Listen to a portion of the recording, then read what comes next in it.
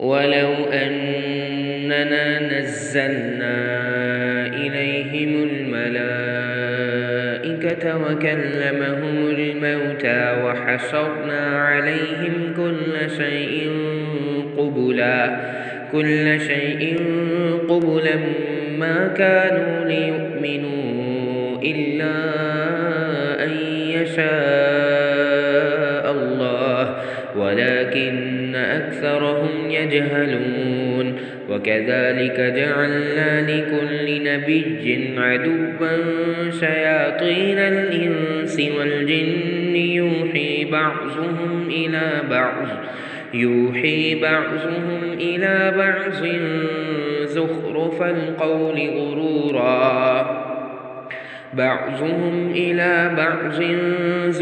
القول غرورا ولو شاء ربك ما فعلوه فذرهم وما يفترون. ولتصغى إليه أفئدة الذين لا يؤمنون بالآخرة وليرضوه وليقترفوا ما هم مقترفون.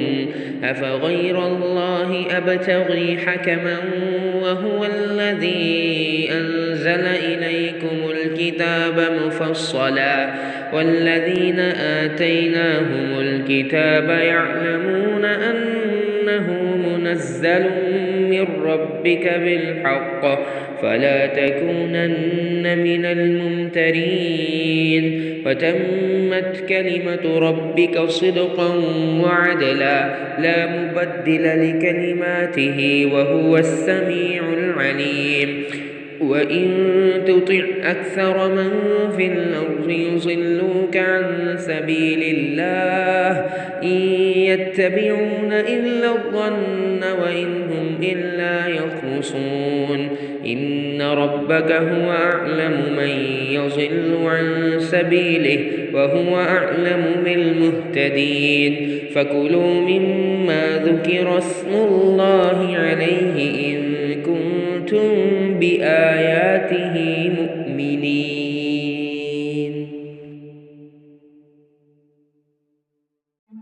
نحمده ونصلي على رسوله الكريم أما بعد فأعوذ بالله من الشيطان الرجيم بسم الله الرحمن الرحيم رب اشرح لي صدري ويسر لي أمري واحلل عقدة من لساني يفقهوا قولي رب زدني علما اللهم فقهنا في الدين. سورة الانعام آیت نمبر 111 8واں پارہ سٹارٹ سے، ٹھیک ہے. وَلَوْ أَنَّنَا نَزَّلْنَا إِلَيْهِمُ الْمَلَائِكَةَ وَكَلَّمَهُمُ الْمَوْتَى وَحَشَرْنَا عَلَيْهِمْ كُلَّ شَيْءٍ قُبُلًا مَا كَانُوا لِيُؤْمِنُوا إِلَّا أَن يَشَاءَ اللَّهُ وَلَكِنَّ أَكْثَرَهُمْ يَجْهَلُونَ.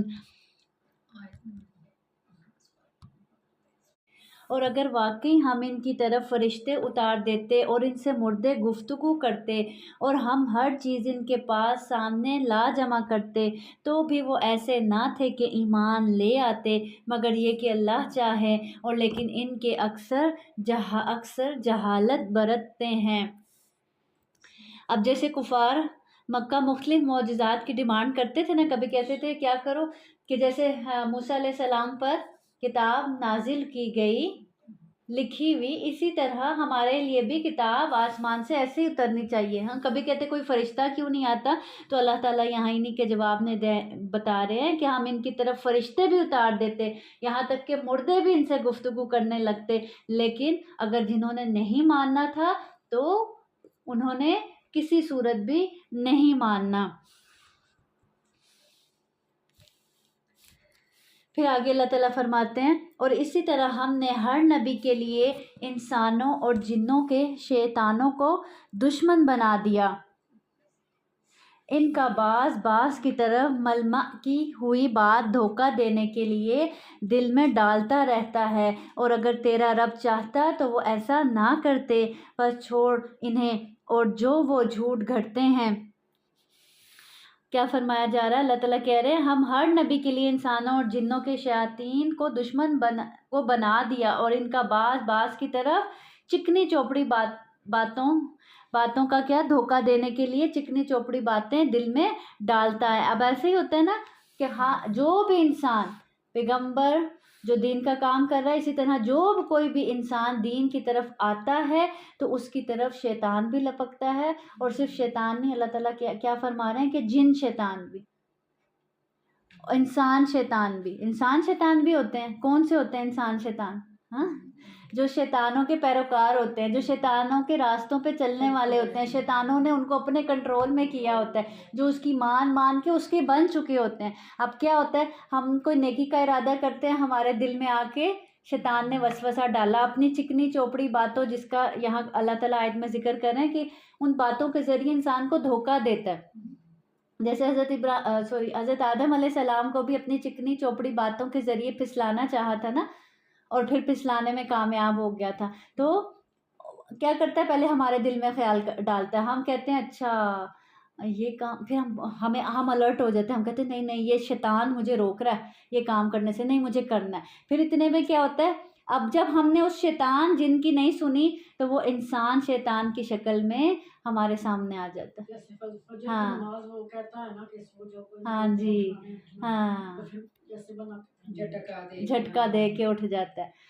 اور پھر کیا کرتا ہے، جب ہم اس کی نہیں مانتے، جو دل میں آنے والا اس کی طرف سے وسوسہ ہوتا ہے، اس کی پیروی نہیں کرتے اور اپنے آپ کو مضبوط رکھتے ہیں، تو کیا کرتا ہے پھر وہ انسان شیطان کی شکل میں آتا ہے۔ بعض اوقات ہوتا ہے نا، جو خیال ہمارے دل میں آ رہا ہوتا ہے، وسوسہ آ رہا ہوتا ہے، شیطان ڈال رہا ہوتا ہے، ہم اس کی نہیں مانتے، پھر اتنی دیر میں کوئی آتا ہے ہمارے پاس بیٹھتا ہے اور کہتا ہے نہیں ہاں ایسے ہی کرو، ایسے ہی بہتر ہوگا، تو ہم کہتے ہیں ہاں اچھا میرے دل میں بھی یہی بات آ رہی تھی اور اس نے بھی یہی کہا۔ اب وہ کیا، شیطان کا ہمارے دل پر وار نہیں چلا تو وہ انسانی روپ میں ہمارے سامنے آ گیا۔ تو یہاں پہ اللہ تعالیٰ یہی کہہ رہے ہیں کہ ہم نے ہر نبی کے لیے انسانوں اور جنوں کے شیطانوں کو دشمن بنا دیا۔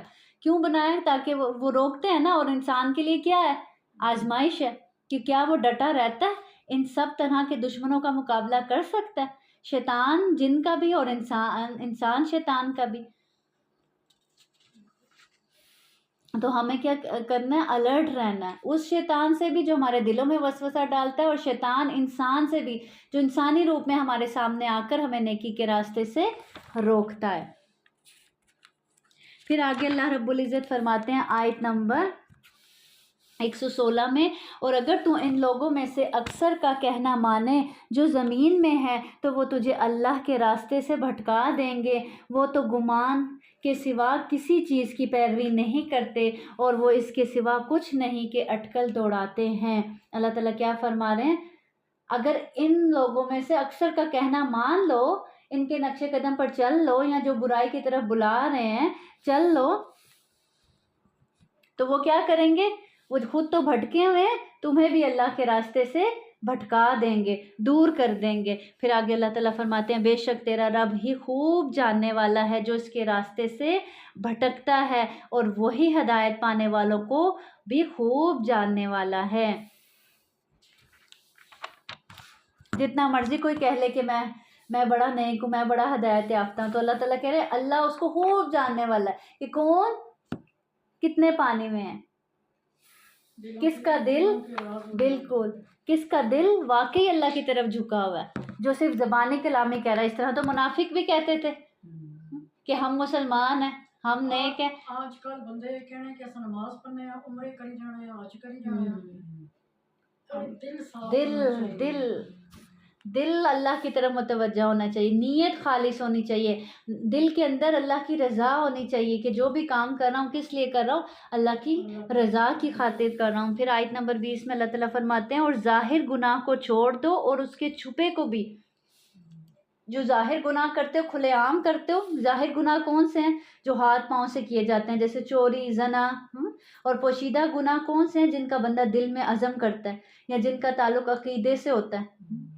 یہاں دل کے اندر اور کون سا گناہ انسان دل سے کرتا ہے، چھپ کے کرتا ہے، بدگمانی کسی کے بارے میں رکھنا، کسی کے بارے میں برا سوچنا، کسی کے بارے میں بری پلاننگ کرنا، برا ارادہ رکھنا، نفرت رکھنا دل میں، نمازیں پڑھیں گے، جی عمرے کریں گے، پھر دوسروں کے لیے آپ ہر ویلے برا سوچنا یہ اچھی بات نہیں ہے۔ تو اللہ تعالیٰ دیکھیں واضح کر رہے ہیں کہ ظاہری گناہوں سے بھی بچو اور چھپے ہوئے گناہوں سے بھی بچو جو لوگوں کو نظر نہیں آ رہے، لیکن تمہیں پتہ ہے کہ تم اندر سے کیسے ہو، تمہیں اپنے دل کی حالت پتہ ہے، تو دونوں گناہوں سے بچو۔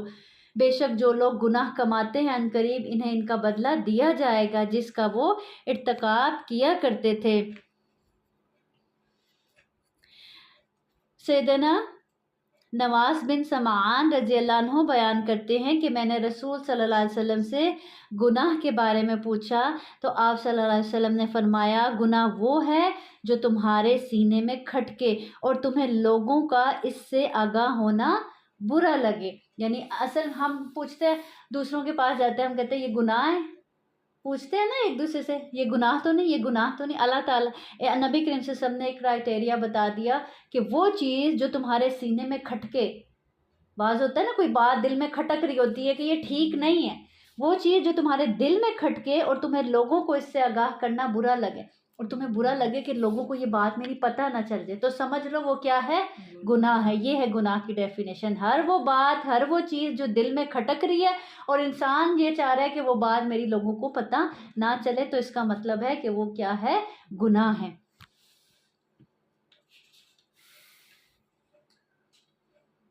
اور پھر اسی طرح اس میں یہ بھی آ جاتا ہے کہ کھلے عام گناہ کرنا اور چھپ چھپ کر گناہ کرنا، دونوں طرح سے اللہ تعالیٰ نے منع فرما دیا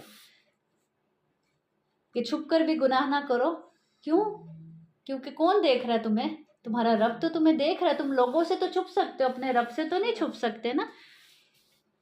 پھر آگے اللہ تعالیٰ فرماتے ہیں اور اس میں سے مت کھاؤ جس پر اللہ کا نام نہیں لیا گیا، اور بلا شبہ یہ یقیناً سراسر نافرمانی ہے، اور بے شک شیطان اپنے دوستوں کے دلوں میں ضرور باتیں ڈالتے ہیں تاکہ وہ تم سے جھگڑا کریں، اور اگر تم نے ان کا کہنا مان لیا تو بلا شبہ تم یقیناً مشرک ہو۔ حدیث میں آتا ہے ابلیس نے کہا اے اللہ تو نے سب کا رزق واضح کر دیا اور میرا رزق کہاں ہے؟ تو اللہ تعالیٰ نے فرمایا ہر وہ چیز جس پر میرا نام نہ لیا جائے اس میں تیرا حصہ ہے، وہ تیرا رزق ہے۔ تو اسی لیے ہر کھانے والی حلال چیز پر کس کا نام لینا چاہیے؟ اللہ کا نام لے کر کھانا چاہیے۔ ذبح بھی کس طرح کرنا ہے؟ اللہ کا نام لے کر ذبح کرنا ہے، اور پھر کھاتے وقت بھی کوشش کرنی ہے کہ لازمی طور پر بسم اللہ پڑھی جائے تاکہ اس کھانے میں شیطان شرکت نہ کر سکے۔ پھر آگے اللہ تعالیٰ فرماتے ہیں اَوَمَنْ كَانَ مَيْتًا فَأَحْيَيْنَاهُ وَجَعَلْنَا لَهُ نُورًا يَمْشِي بِهِ فِي النَّاسِ كَمَنْ مَثَلُهُ فِي الظُّلُمَاتِ لَيْسَ بِخَارِجٍ مِّنْهَا كَذَلِكَ زُيِّنَ لِلْكَافِرِينَ مَا كَانُوا يَعْمَلُونَ۔ اور کیا وہ شخص جو مردہ تھا پھر ہم نے اسے زندہ کیا اور اس کے لیے ایسی روشنی بنا دی جس کی مدد سے وہ لوگوں میں چلتا پھرتا ہے، اس شخص کی طرح ہے جس کا حال یہ ہے کہ وہ اندھیروں میں ہے، ان سے کسی صورت نکلنے والا نہیں۔ اسی طرح کافروں کے لیے وہ عمل خوشنما بنا دیے گئے جو وہ کیا کرتے تھے۔ تو کیا فرمایا جا رہا ہے؟ کیا فرما رہے ہیں اللہ تعالیٰ؟ کیا وہ شخص جو مردہ تھا اور جو وہ زندہ ہے دونوں برابر ہو سکتے ہیں؟ نہیں ہو سکتے۔ یہاں مردہ سے مراد کون ہے؟ جاہل، جس کے پاس قرآن کا علم نہیں ہے، اور قرآن جس کے پاس آیا فَأَحْيَيْنَاهُ تو اس نے اس کو کیا کر دیا؟ پھر زندہ کر دیا۔ قرآن وہ چیز ہے جو دلوں کو زندہ کرتا ہے، قرآن کے بغیر دل کیا ہے؟ مردہ ہے۔ اصل چیز قرآن ہے، دلوں کی زندگی کیا ہے؟ قرآن ہے۔ جیسے جیسے دلوں پر قرآن کی بارش ہوتی ہے قرآن دل زندہ ہونا شروع ہو جاتے ہیں، زندگی کی طرف لوٹ آتے ہیں، اور پھر وہ یہی بات ہے کہ جب انسان قرآن سے جڑتا ہے تو اس کو حق اور باطل صاف نظر آنے لگتا ہے، ایک روشنی مل جاتی ہے اس کو، اور جس روشنی کے تحت وہ اپنی زندگی میں چلتا ہے۔ ایک وہ شخص جو اندھیرے میں چل رہا ہے وہ ٹھیک سے چل پائے گا؟ وہ تو گرے گا بار بار۔ یا وہ جو ہاتھ میں ٹارچ لے کے یا لائٹ پکڑ کے چل رہا ہے اندھیرے میں، وہ ٹھیک سے چل پائے گا؟ اس کو ٹھیک سے راستہ دکھائی دے گا؟ وہ منزل تک پہنچ سکے گا نا؟ تو قرآن اصل میں وہ لائٹ ہی ہے، وہ روشنی ہے جو ہمیں ہماری منزل تک پہنچانے میں مدد کرتی ہے۔ تو اللہ تعالیٰ یہاں پہ یہی کہہ رہے ہیں کہ یہ وہ ہے جو اندھیروں سے نکالتا ہے، کس کی طرف؟ روشنی کی طرف لے جاتا ہے۔ تو جو روشنی کے ساتھ چلنے والا ہے اور جو مردہ ہے، دونوں برابر نہیں ہو سکتے۔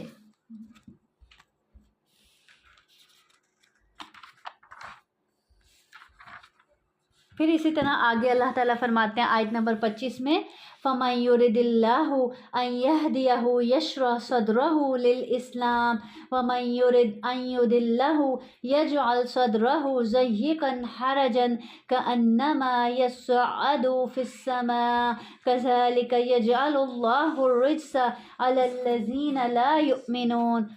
تو وہ شخص جسے اللہ چاہتا ہے کہ اسے ہدایت دے، اس کا سینہ اسلام کے لیے کھول دیتا ہے۔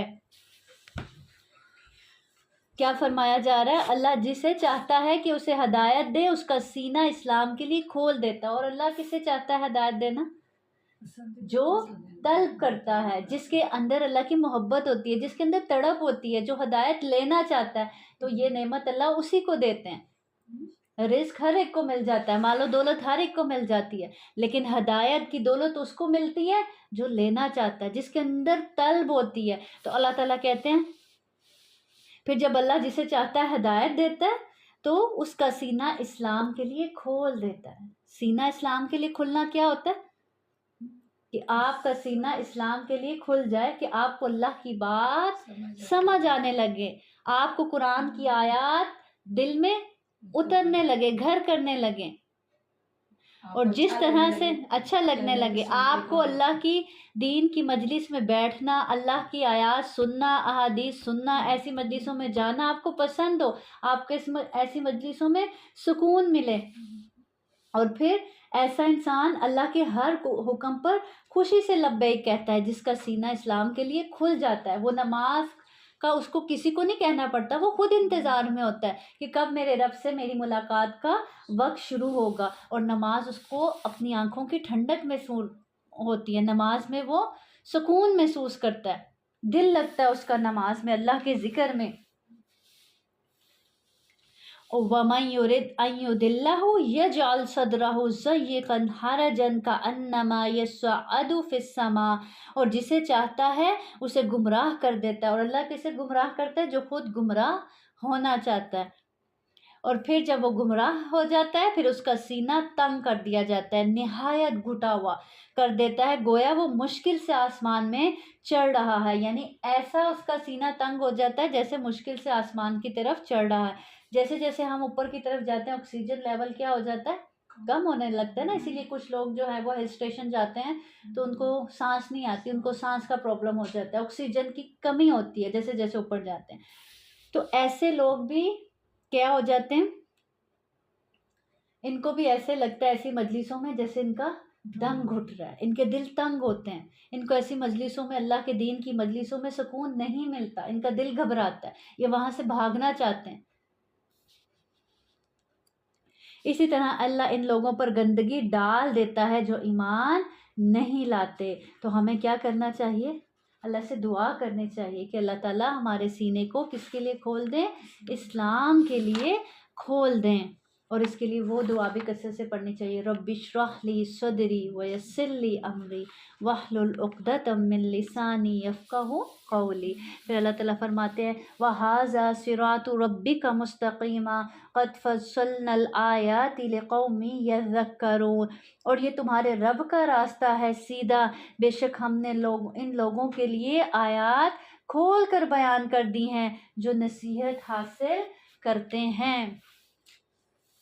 اللہ تعالیٰ فرما رہے ہیں یہ ہے سیدھا راستہ۔ کون سا سیدھا راستہ ہے؟ جو یہ قرآن دکھاتا ہے سیدھا راستہ، وہ ہے سیدھا راستہ۔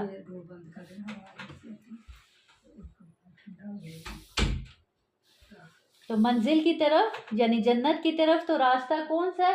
جو بالکل سیدھا جا رہا ہے، اور قرآن اس راستے کو واضح کر رہا ہے۔ قرآن وہ لائٹ ہے جو وہ راستہ دکھا رہا ہے، اور آس پاس کون سے راستے ہیں؟ رائٹ لیفٹ، رائٹ لیفٹ، کون سے راستے ہیں؟ شیاطین کے راستے ہیں۔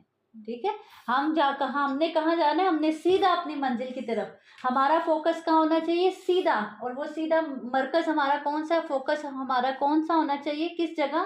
آخرت، جنت۔ اب اگر ادھر سے ہم چلنا شروع کرتے ہیں اس سیدھی منزل کی طرف، تو رائٹ سے کبھی شیطان ہمیں اچکنے کی کوشش کرتا ہے، کبھی لیفٹ سے۔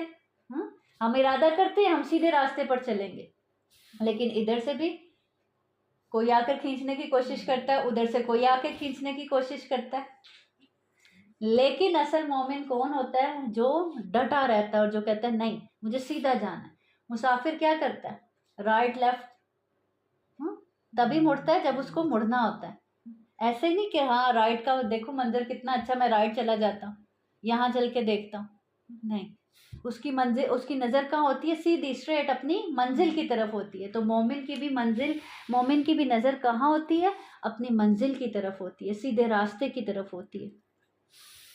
پھر آگے اللہ تعالیٰ فرماتے ہیں انہی کے لیے ان کے رب کے ہاں سلامتی کا گھر ہے، لہم دار السلام عند ربہم وہو ولیہم بما کانوا یعملون، انہی کے لیے ان کے رب کے ہاں سلامتی کا گھر ہے اور وہ ان کا مددگار ہے ان اعمال کی وجہ سے جو وہ کرتے ہیں۔ تو جنت کیا ہے؟ دار السلام ہے، ہمیشگی کا گھر ہے، جہاں کوئی ہمیشگی کا گھر ہونے کے ساتھ ساتھ سلامتی کا گھر ہے، ہمیشہ سلامت رہے گا۔ آج دنیا میں تو گھروں کے چھن جانے کا خوف رہتا ہے نا، وہاں کوئی ایسا خوف نہیں ہوگا، وہ گھر ہمیشہ رہے گا، جو انسان کو مل گیا وہ ہمیشہ ملا رہے گا۔ اور پھر وہ اور سلامتی کا گھر کیسے ہے؟ وہاں ہر طرح کا امن ہوگا، کوئی غم، کوئی دکھ، کوئی تکلیف نہیں ہوگی۔ آج خوش ہوتے ہیں تو کل کی فکر لگ جاتی ہے، اور ایک دوسرے کو کہہ رہے ہوتے ہیں اتنا نہ ہنسو کہیں رونا ہی پڑ جائے۔ وہاں ایسا کوئی خوف نہیں ہوگا، سلامتی سلامتی ہوگی۔ حدیث میں آتا ہے، حدیث کا مفہوم ہے، اہل جنت کو ایک منادی کرنے والا کہے گا کہ تم ہمیشہ صحت مند رہو گے، کبھی بیمار نہ ہوگے، ہمیشہ زندہ رہو گے، کبھی موت نہیں آئے گی، ہمیشہ آرام میں رہو گے، کوئی تکلیف مشکل نہ آئے گی، ہمیشہ جوان رہو گے، کبھی بڑھاپا نہ آئے گا، یعنی بالکل سلامت ہی رہو گے، کسی قسم کی کوئی بھی تکلیف نہیں پہنچے گی۔ اب دیکھیں ہمیشہ جوان رہو گے، کبھی بڑھاپا نہیں آئے گا۔ اب جوانے کے بعد جب آہستہ آہستہ عمر ڈھلنے لگتی ہے، چہرے کی رنگت، چہرے کا ہلکی ہلکی سی جھریاں آنے لگتی ہیں، تو کتنی فکر ہونے لگتی ہے کہ اب ہم کہاں جا رہے ہیں، بڑھاپے کی طرف جا رہے ہیں۔ چہرے کی فکر رکھتی ہے، 100 طرح کی کریمیں لگاتے ہیں کہ ہم ینگ دکھیں، ہاں تو لیکن جنت میں ایسا کوئی خوف نہیں ہوگا، وہاں ہمیشہ سب کیا رہیں گے؟ جوان رہیں گے، بڑھاپا آنے کا بھی کوئی ڈر اور خوف نہیں۔ پھر اسی طرح آیت نمبر 129 میں اللہ تعالیٰ فرماتے ہیں اور اسی طرح ہم بعض ظالموں کو بعض کا دوست بنا دیتے ہیں اس کی وجہ سے جو وہ کمایا کرتے تھے، یعنی جیسے گناہ کے کاموں میں ساتھ دیا، ایسے ہی قیامت کے روز انجام میں بھی کہاں ہوں گے؟ اکٹھے ہوں گے۔ اے جنوں اور انسانوں کی جماعت، کیا تمہارے پاس تم میں سے کوئی رسول نہیں آیا جو تم پر میری آیات بیان کرتے ہوں اور تمہیں اس دن کی ملاقات سے ڈراتے ہوں؟ ایک سوال پوچھا جا رہا ہے، جگایا جا رہا ہے، کیا تمہارے پاس کوئی رسول نہیں آیا تھا ڈرانے والا، کوئی بتانے والا نہیں آیا تھا آخرت سے تاکہ تم اس کی تیاری کر لیتے؟ وہ کہیں گے کہ ہم اپنے آپ پر گواہی دیتے ہیں اور انہیں دنیا کی زندگی نے دھوکہ دیا، اور وہ اپنے آپ پر گواہی دیں گے کہ یقیناً وہ کافر تھے۔ وہ گواہی دیں گے کہ ہمارے پاس آئے تو تھے لیکن ہم خود ہی کافر تھے، ہم خود ہی انکار کرنے والے بنے۔ اور کس نے دھوکے میں ڈالی رکھا ہمیں؟ دنیا کی زندگی نے۔ یہ اس لیے کہ بے شک تیرا رب کبھی بستیوں کو ہلاک کرنے والا نہیں جبکہ اس کے رہنے والے بے خبر ہوں۔ اللہ تعالیٰ فرما رہے ہیں کہ اللہ تعالیٰ ایسا نہیں ہے کہ وہ تم پر ایسے ہی عذاب لے آئے اور تم تک تمہیں کوئی آگاہ کرنے والا آیا ہی نہ ہو، تمہیں پتہ ہی نہ ہو کرنا کیا ہے، چلنا کہاں ہے۔ تو یہ اللہ تعالیٰ یعنی مقصد کیا ہے بتانے کا؟ یعنی ہم نے رسولوں کو مبعوث فرما کر اور کتابوں کا نزول کر کے جنوں اور انسانوں پر حجت تمام کر دی۔ اب آج کوئی یہ نہیں کہہ سکتا کہ میرے پاس تو کوئی بتانے والا آیا ہی نہیں تھا، اور آج کے دور میں تو بالکل ہی کوئی نہیں کہہ سکتا جبکہ میڈیا کا دور ہے، ہر ایک کو پتہ ہے کیا صحیح ہے کیا غلط ہے، کچھ بھی لکھیں آپ سرچ کر سکتے ہیں۔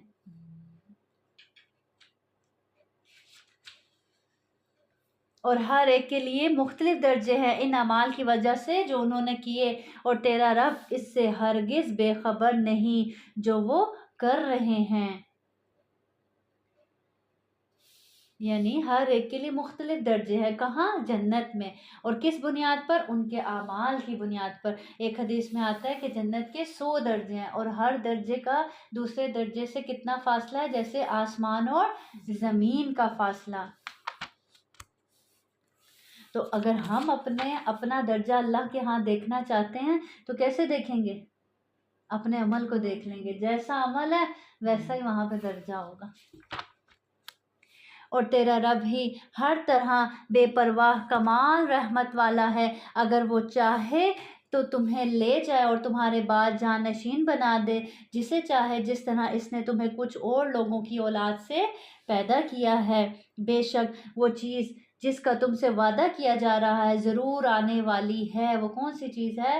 آخرت، قیامت، اور تم کسی صورت عاجز کرنے والے نہیں، کہیں بھاگ کر نہیں جا سکتے، نہ موت سے، نہ اس دن سے، نہ اپنے انجام سے۔ کہہ دے اے میری قوم تم اپنی جگہ پر عمل کرو، بے شک میں بھی عمل کرنے والا ہوں، تو تم عنقریب جان لو گے وہ کون ہے جس کے لیے اس گھر کا اچھا انجام ہوتا ہے۔ بلا شبہ حقیقت یہ ہے کہ ظالم لوگ فلاح نہیں پاتے۔ اور انہوں نے اللہ کے لیے ان چیزوں میں سے جو اس نے کھیتی اور چوپایوں میں سے پیدا کی ہیں ایک حصہ مقرر کیا، بس انہوں نے کہا یہ اللہ کے لیے ہے ان کے خیال کے مطابق، اور یہ ہمارے شریکوں کے لیے ہے، پھر جو ان کے شرکاء کے لیے ہے سو وہ اللہ کی طرف نہیں پہنچتا، اور جو اللہ کے لیے ہے وہ ان کے شریکوں کی طرف پہنچ جاتا ہے۔ برا ہے جو وہ فیصلہ کرتے ہیں۔ اب یہ کیا تھے؟ یہ مشرکین کی پہلی گمراہی اور جہالت کا بیان کیا جا رہا ہے کہ وہ اپنی کھیتی اور جانوروں کی نسل میں سے جو نذر و نیاز اور خیرات نکالتے تھے نا اس کے 2 حصے کرتے تھے۔ جیسے ہم تو نکالتے ہیں، ہم کہتے ہیں کس کا ہے؟ یہ اللہ کا حصہ پہلے نکال دو، اللہ کے لیے خیرات کریں گے، صدقہ کریں گے۔ وہ کیا کرتے تھے؟ وہ جو نکالتے تھے اس کے 2 حصے کرتے تھے، ایک حصہ کس کے لیے؟ ایک حصہ کہتے تھے اللہ کے لیے، اور دوسرا اپنے بتوں اور کاہنوں کے لیے، مزاروں کے لیے، ٹھیک ہے۔ اب کیا ہوتا تھا کہ جب کوئی آفت آ جاتی یا کوئی مصیبت آتی یا انکم میں کمی ہوتی کسی وجہ سے، تو کیا کرتے تھے؟ اللہ کے حصے میں سے تو کمی کر دیتے تھے جتنا مقرر کیا ہوا تھا، لیکن ان شریکوں کے حصے میں کمی نہیں کرتے تھے، بلکہ ادھر سے حصہ ادھر کا پورا کر دیتے تھے۔ تو یہاں پہ اسی چیز کا بیان کیا جا رہا ہے۔ اور جب اگر اللہ کا حصہ کم پڑ جاتا تو پھر ایسے نہیں کرتے تھے کہ بتوں میں سے نکال کے ادھر پورا کر دیں۔ تو کہیں آج ہم تو ایسا نہیں کرتے، ہم نے اپنی انکم میں سے ایک حصہ اللہ کا مقرر کیا ہو کہ اتنا میں نے اللہ کے راستے میں نکالنا ہی نکالنا، اور جب کیا انکم کم آئی تو اللہ کا حصہ چھوڑ دیا اور اپنی ضروریات میں سے کمی نہیں کی۔ یہ نہیں کیا کہ اس میں سے تھوڑا تھوڑا بچا کے اللہ کا حصہ پورا رہنے دیں۔ ہم سب سے پہلے چھوڑتے ہیں تو کون سا راستہ چھوڑتے ہیں، کون سا راستہ کٹ ڈاؤن کرتے ہیں، چلو اس دفعہ اللہ کے راستے میں نہیں دیں گے۔ تو یہ اصل امتحان ہوتا ہے بندے کے لیے کہ اس وقت میں بندہ کیا کرتا ہے۔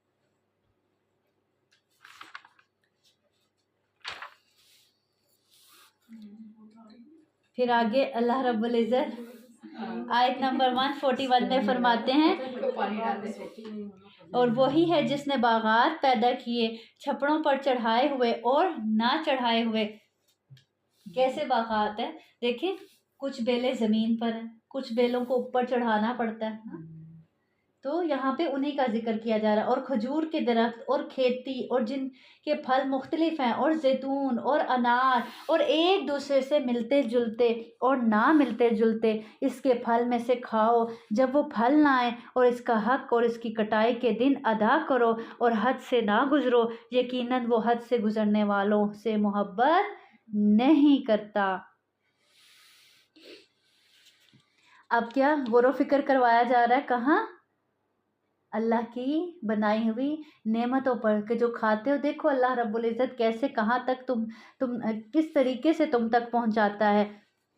پھر اب اللہ تعالیٰ کیا کہہ رہے ہیں؟ ان میں سے کھاؤ، ان نعمتوں کو استعمال کرو، کھاؤ جب وہ پھل لائیں، لیکن کیا کرو؟ اس کا حق، اس کی کٹائی کے دن ادا ضرور کرو اور حد سے نہ گزرو۔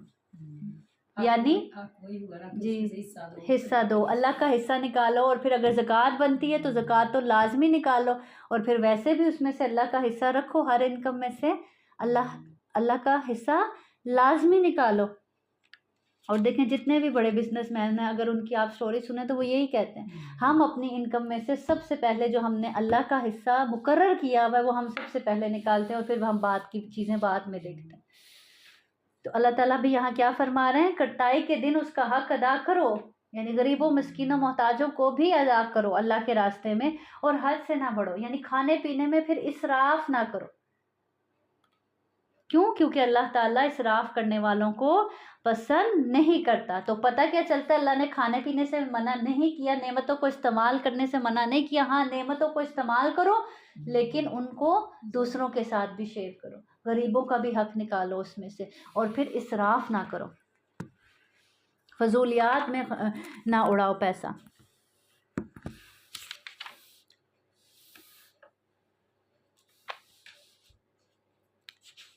پھر اسی طرح آگے اللہ رب العزت فرماتے ہیں آیت نمبر 148 میں، ان قریب وہ لوگ کہیں گے جنہوں نے شریک بنائے ہیں، اگر اللہ چاہتا تو نہ ہم شریک بناتے اور نہ ہمارے باپ دادا اور نہ ہم کوئی چیز حرام ٹھہراتے، اسی طرح ان لوگوں نے جھٹلایا جو ان سے پہلے تھے، یہاں تک کہ انہوں نے ہمارا عذاب چکھ لیا۔ کیا تمہارے پاس کوئی علم ہے کہ تم اسے ہمارے لیے نکالو؟ تم تو گمان کے سوا کسی چیز کی پیروی نہیں کر رہے، اور تم اس کے سوا کچھ نہیں کہ اٹکل دوڑاتے ہو۔ اب کیا فرمایا جا رہا ہے؟ اللہ تعالیٰ کہہ رہے ہیں ان قریب وہ لوگ کہیں گے جنہوں نے شریک بنائے ہوئے، اگر اللہ چاہتا تو ہم بھی شرک نہ کرتے، ہم بھی مسلمان ہو جاتے، ہم بھی نیکی ہوتے، ہم بھی اسی راستے پر چل جاتے۔ آج ہماری بھی اکثریت کے منہ پہ یہی بات ہوتی ہے نا، ہاں اگر تم نیک ہو، اگر ہماری قسمت میں ہوتا تو ہم بھی نیک ہوتے، اللہ چاہتا تو ہم بھی اس راستے پر چل لیتے، یعنی اللہ نے نہیں چاہا کہ تم اللہ کے راستے پر نہ چلو۔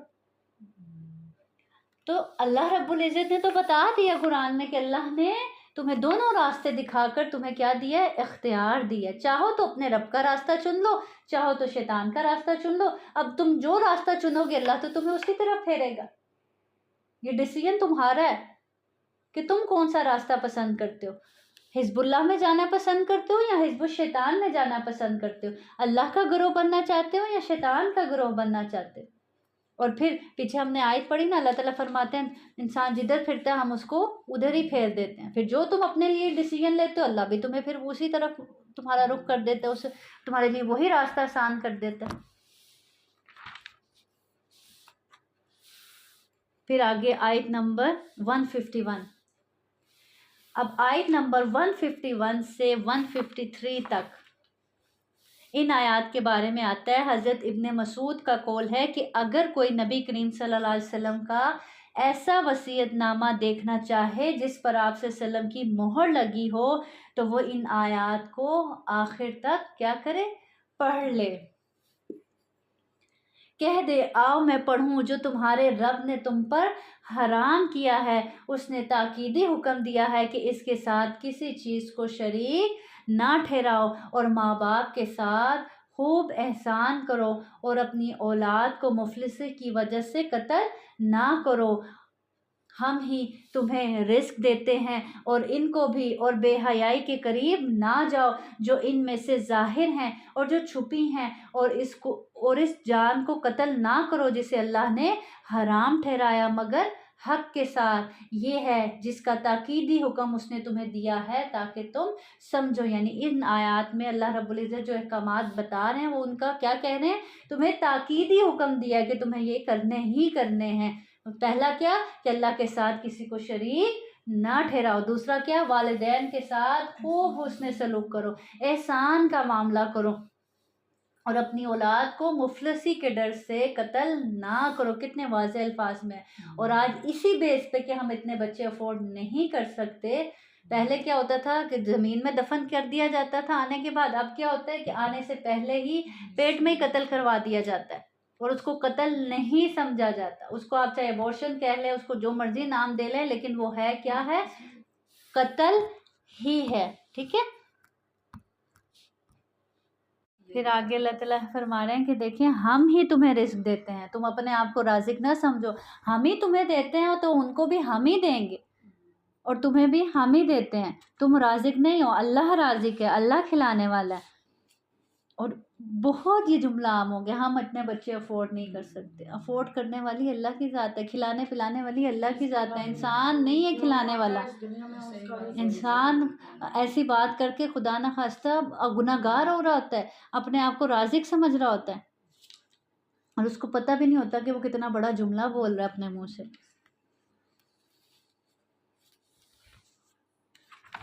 پھر آگے اللہ تعالیٰ فرماتے ہیں اور یتیم کے مال کے قریب بھی نہ جاؤ، اس کو نقصان پہنچانا، اس کو ہڑپنا تو دور کی بات، اس کے قریب بھی نہ جاؤ، ایسا سوچو بھی نہ، مگر اس طریقے سے جو سب سے اچھا ہو۔ اور اچھا طریقہ کون سا ہوتا ہے؟ ان کے مال کی دیکھ بھال کے لیے، ان کے مال کی حفاظت کے لیے، کہ ابھی یہ بچے ہیں، ان کے مال کی حفاظت ہماری ذمہ داری ہے ان کے بڑے ہونے تک، یہاں تک کہ وہ اپنی پختگی کو پہنچ جائیں۔ اور ماپ اور تول انصاف کے ساتھ پورا کرو، یعنی ناپ تول میں بھی کمی نہ کرو۔ ہم کسی شخص کو تکلیف نہیں دیتے مگر اس کی طاقت کے مطابق، اور جب بات کرو تو انصاف سے کرو۔ ابھی یہ آپ کی سوال کا جواب آ گیا کہ اللہ تعالیٰ کہہ رہے ہیں ہم کسی شخص کو تکلیف نہیں دیتے مگر اس کی طاقت کے مطابق۔ اللہ تعالیٰ جانتا ہے میرے بندے میں کتنی ہمت ہے، کتنی طاقت ہے۔ اگر اللہ تعالیٰ جانتا ہوتا کہ ابھی اس میں ہمت نہیں ہے تو اللہ تعالیٰ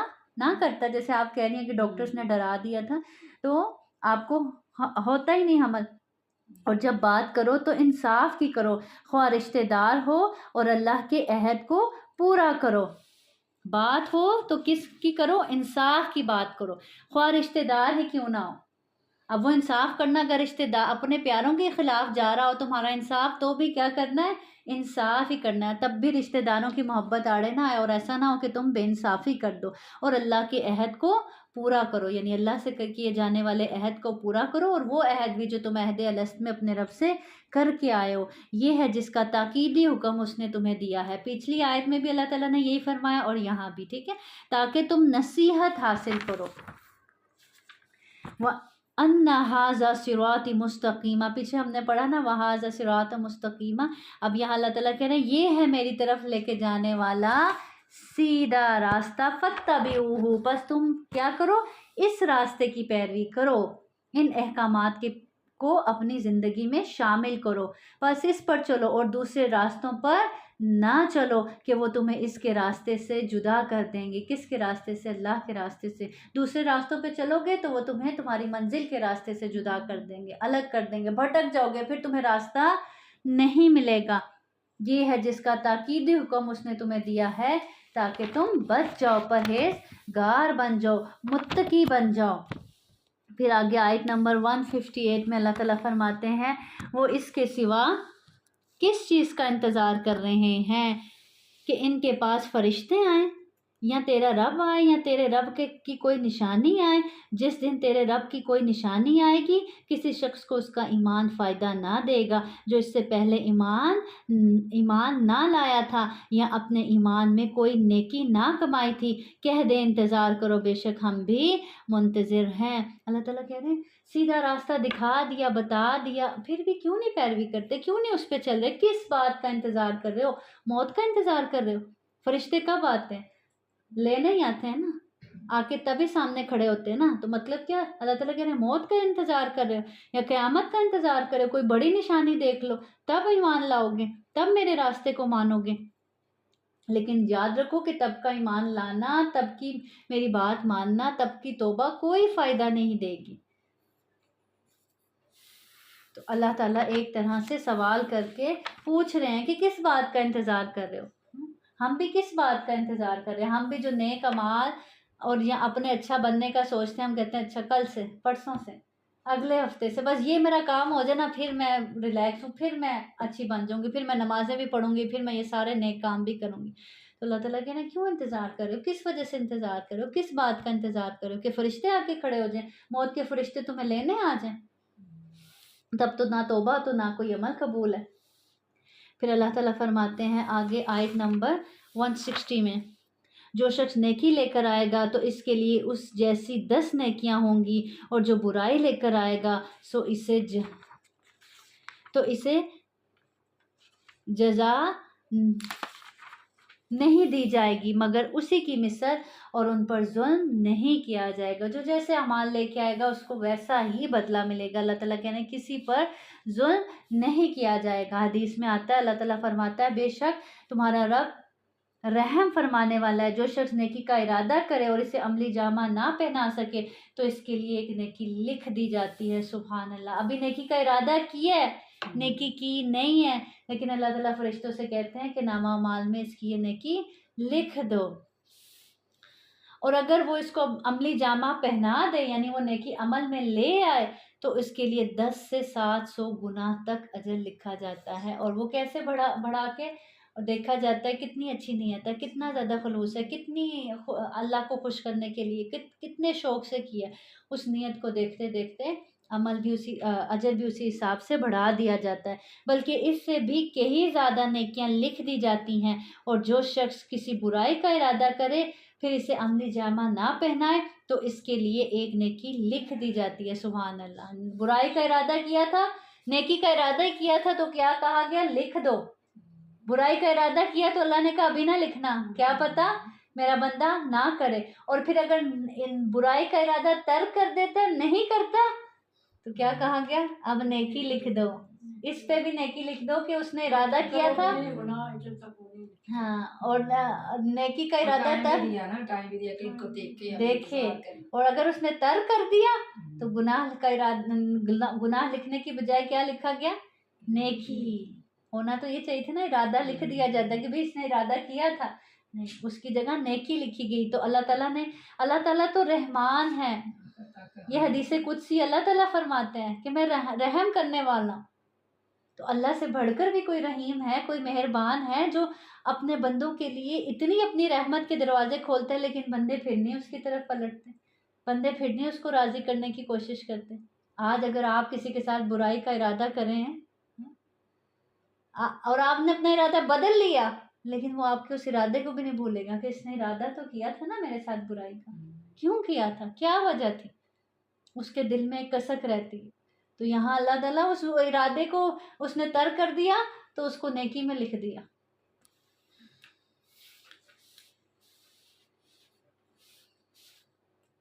اور اگر اسے عملی جامہ پہنا دے یعنی نیکی کر لے، گناہ کر لے تو اس کے لیے ایک ہی برائی لکھی جاتی ہے، نیکی کی تو اس کو اجر کتنی نیکیوں کے برابر؟ 10 سے 700 گناہ تک، اور اگر برائی لکھ لی تو اس کو گناہ ایک ہی گناہ کے برابر ملے گا، یا اللہ تعالیٰ اسے معاف بھی فرما دیتا ہے۔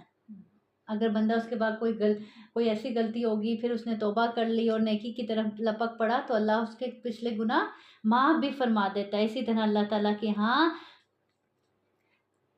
تباہ و برباد ہونے والا شخص ہی ہلاک ہوتا ہے۔ اتنی رخصت دی جائے پھر بھی کوئی نہ آئے اللہ کے راستے کی طرف تو پھر تو وہ ہے ہی بدبخت نا۔ پھر آگے اللہ تعالیٰ فرماتے ہیں آیت نمبر 162 میں، کہہ دیں قل ان صلاتی و نسکی و محیای و مماتی للہ رب العالمین، کہہ دیں بے شک میری نماز، میری قربانی، میری زندگی، میری موت سب کس کے لیے ہے؟ اللہ ہی کے لیے ہے جو جہانوں کا رب ہے، اس کا کوئی شریک نہیں، اور مجھے اسی کا حکم دیا گیا ہے اور میں حکم ماننے والوں میں سب سے پہلا ہوں۔ تو اللہ تعالیٰ کیا فرما رہے ہیں؟ کہہ دو تمہاری نماز، روزہ، ہر عبادت کس کے لیے ہے؟ تمہارا جینا، تمہارا مرنا کس کے لیے ہے؟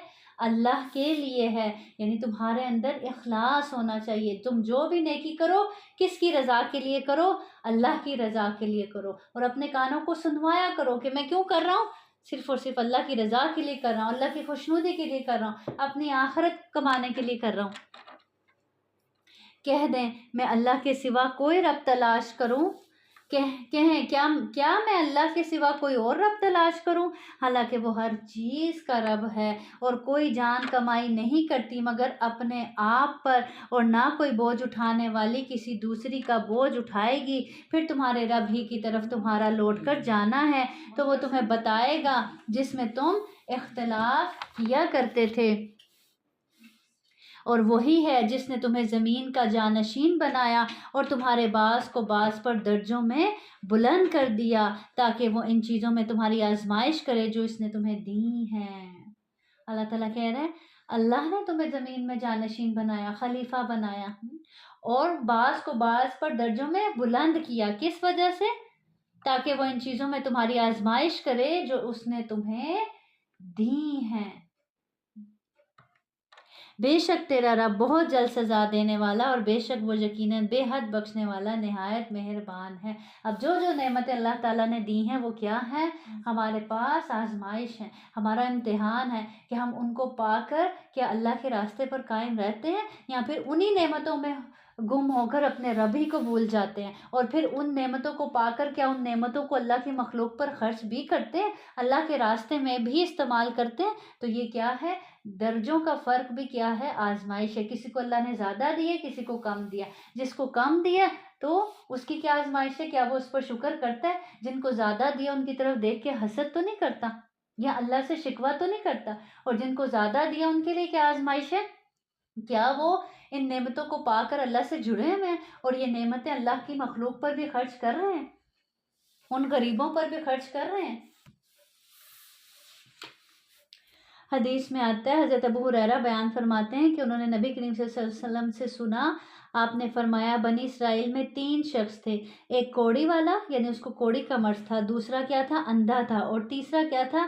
گنجا تھا۔ اللہ رب العزت نے چاہا کہ ان تینوں کی کیا کریں؟ آزمائش کریں، ان تینوں کا امتحان لیں۔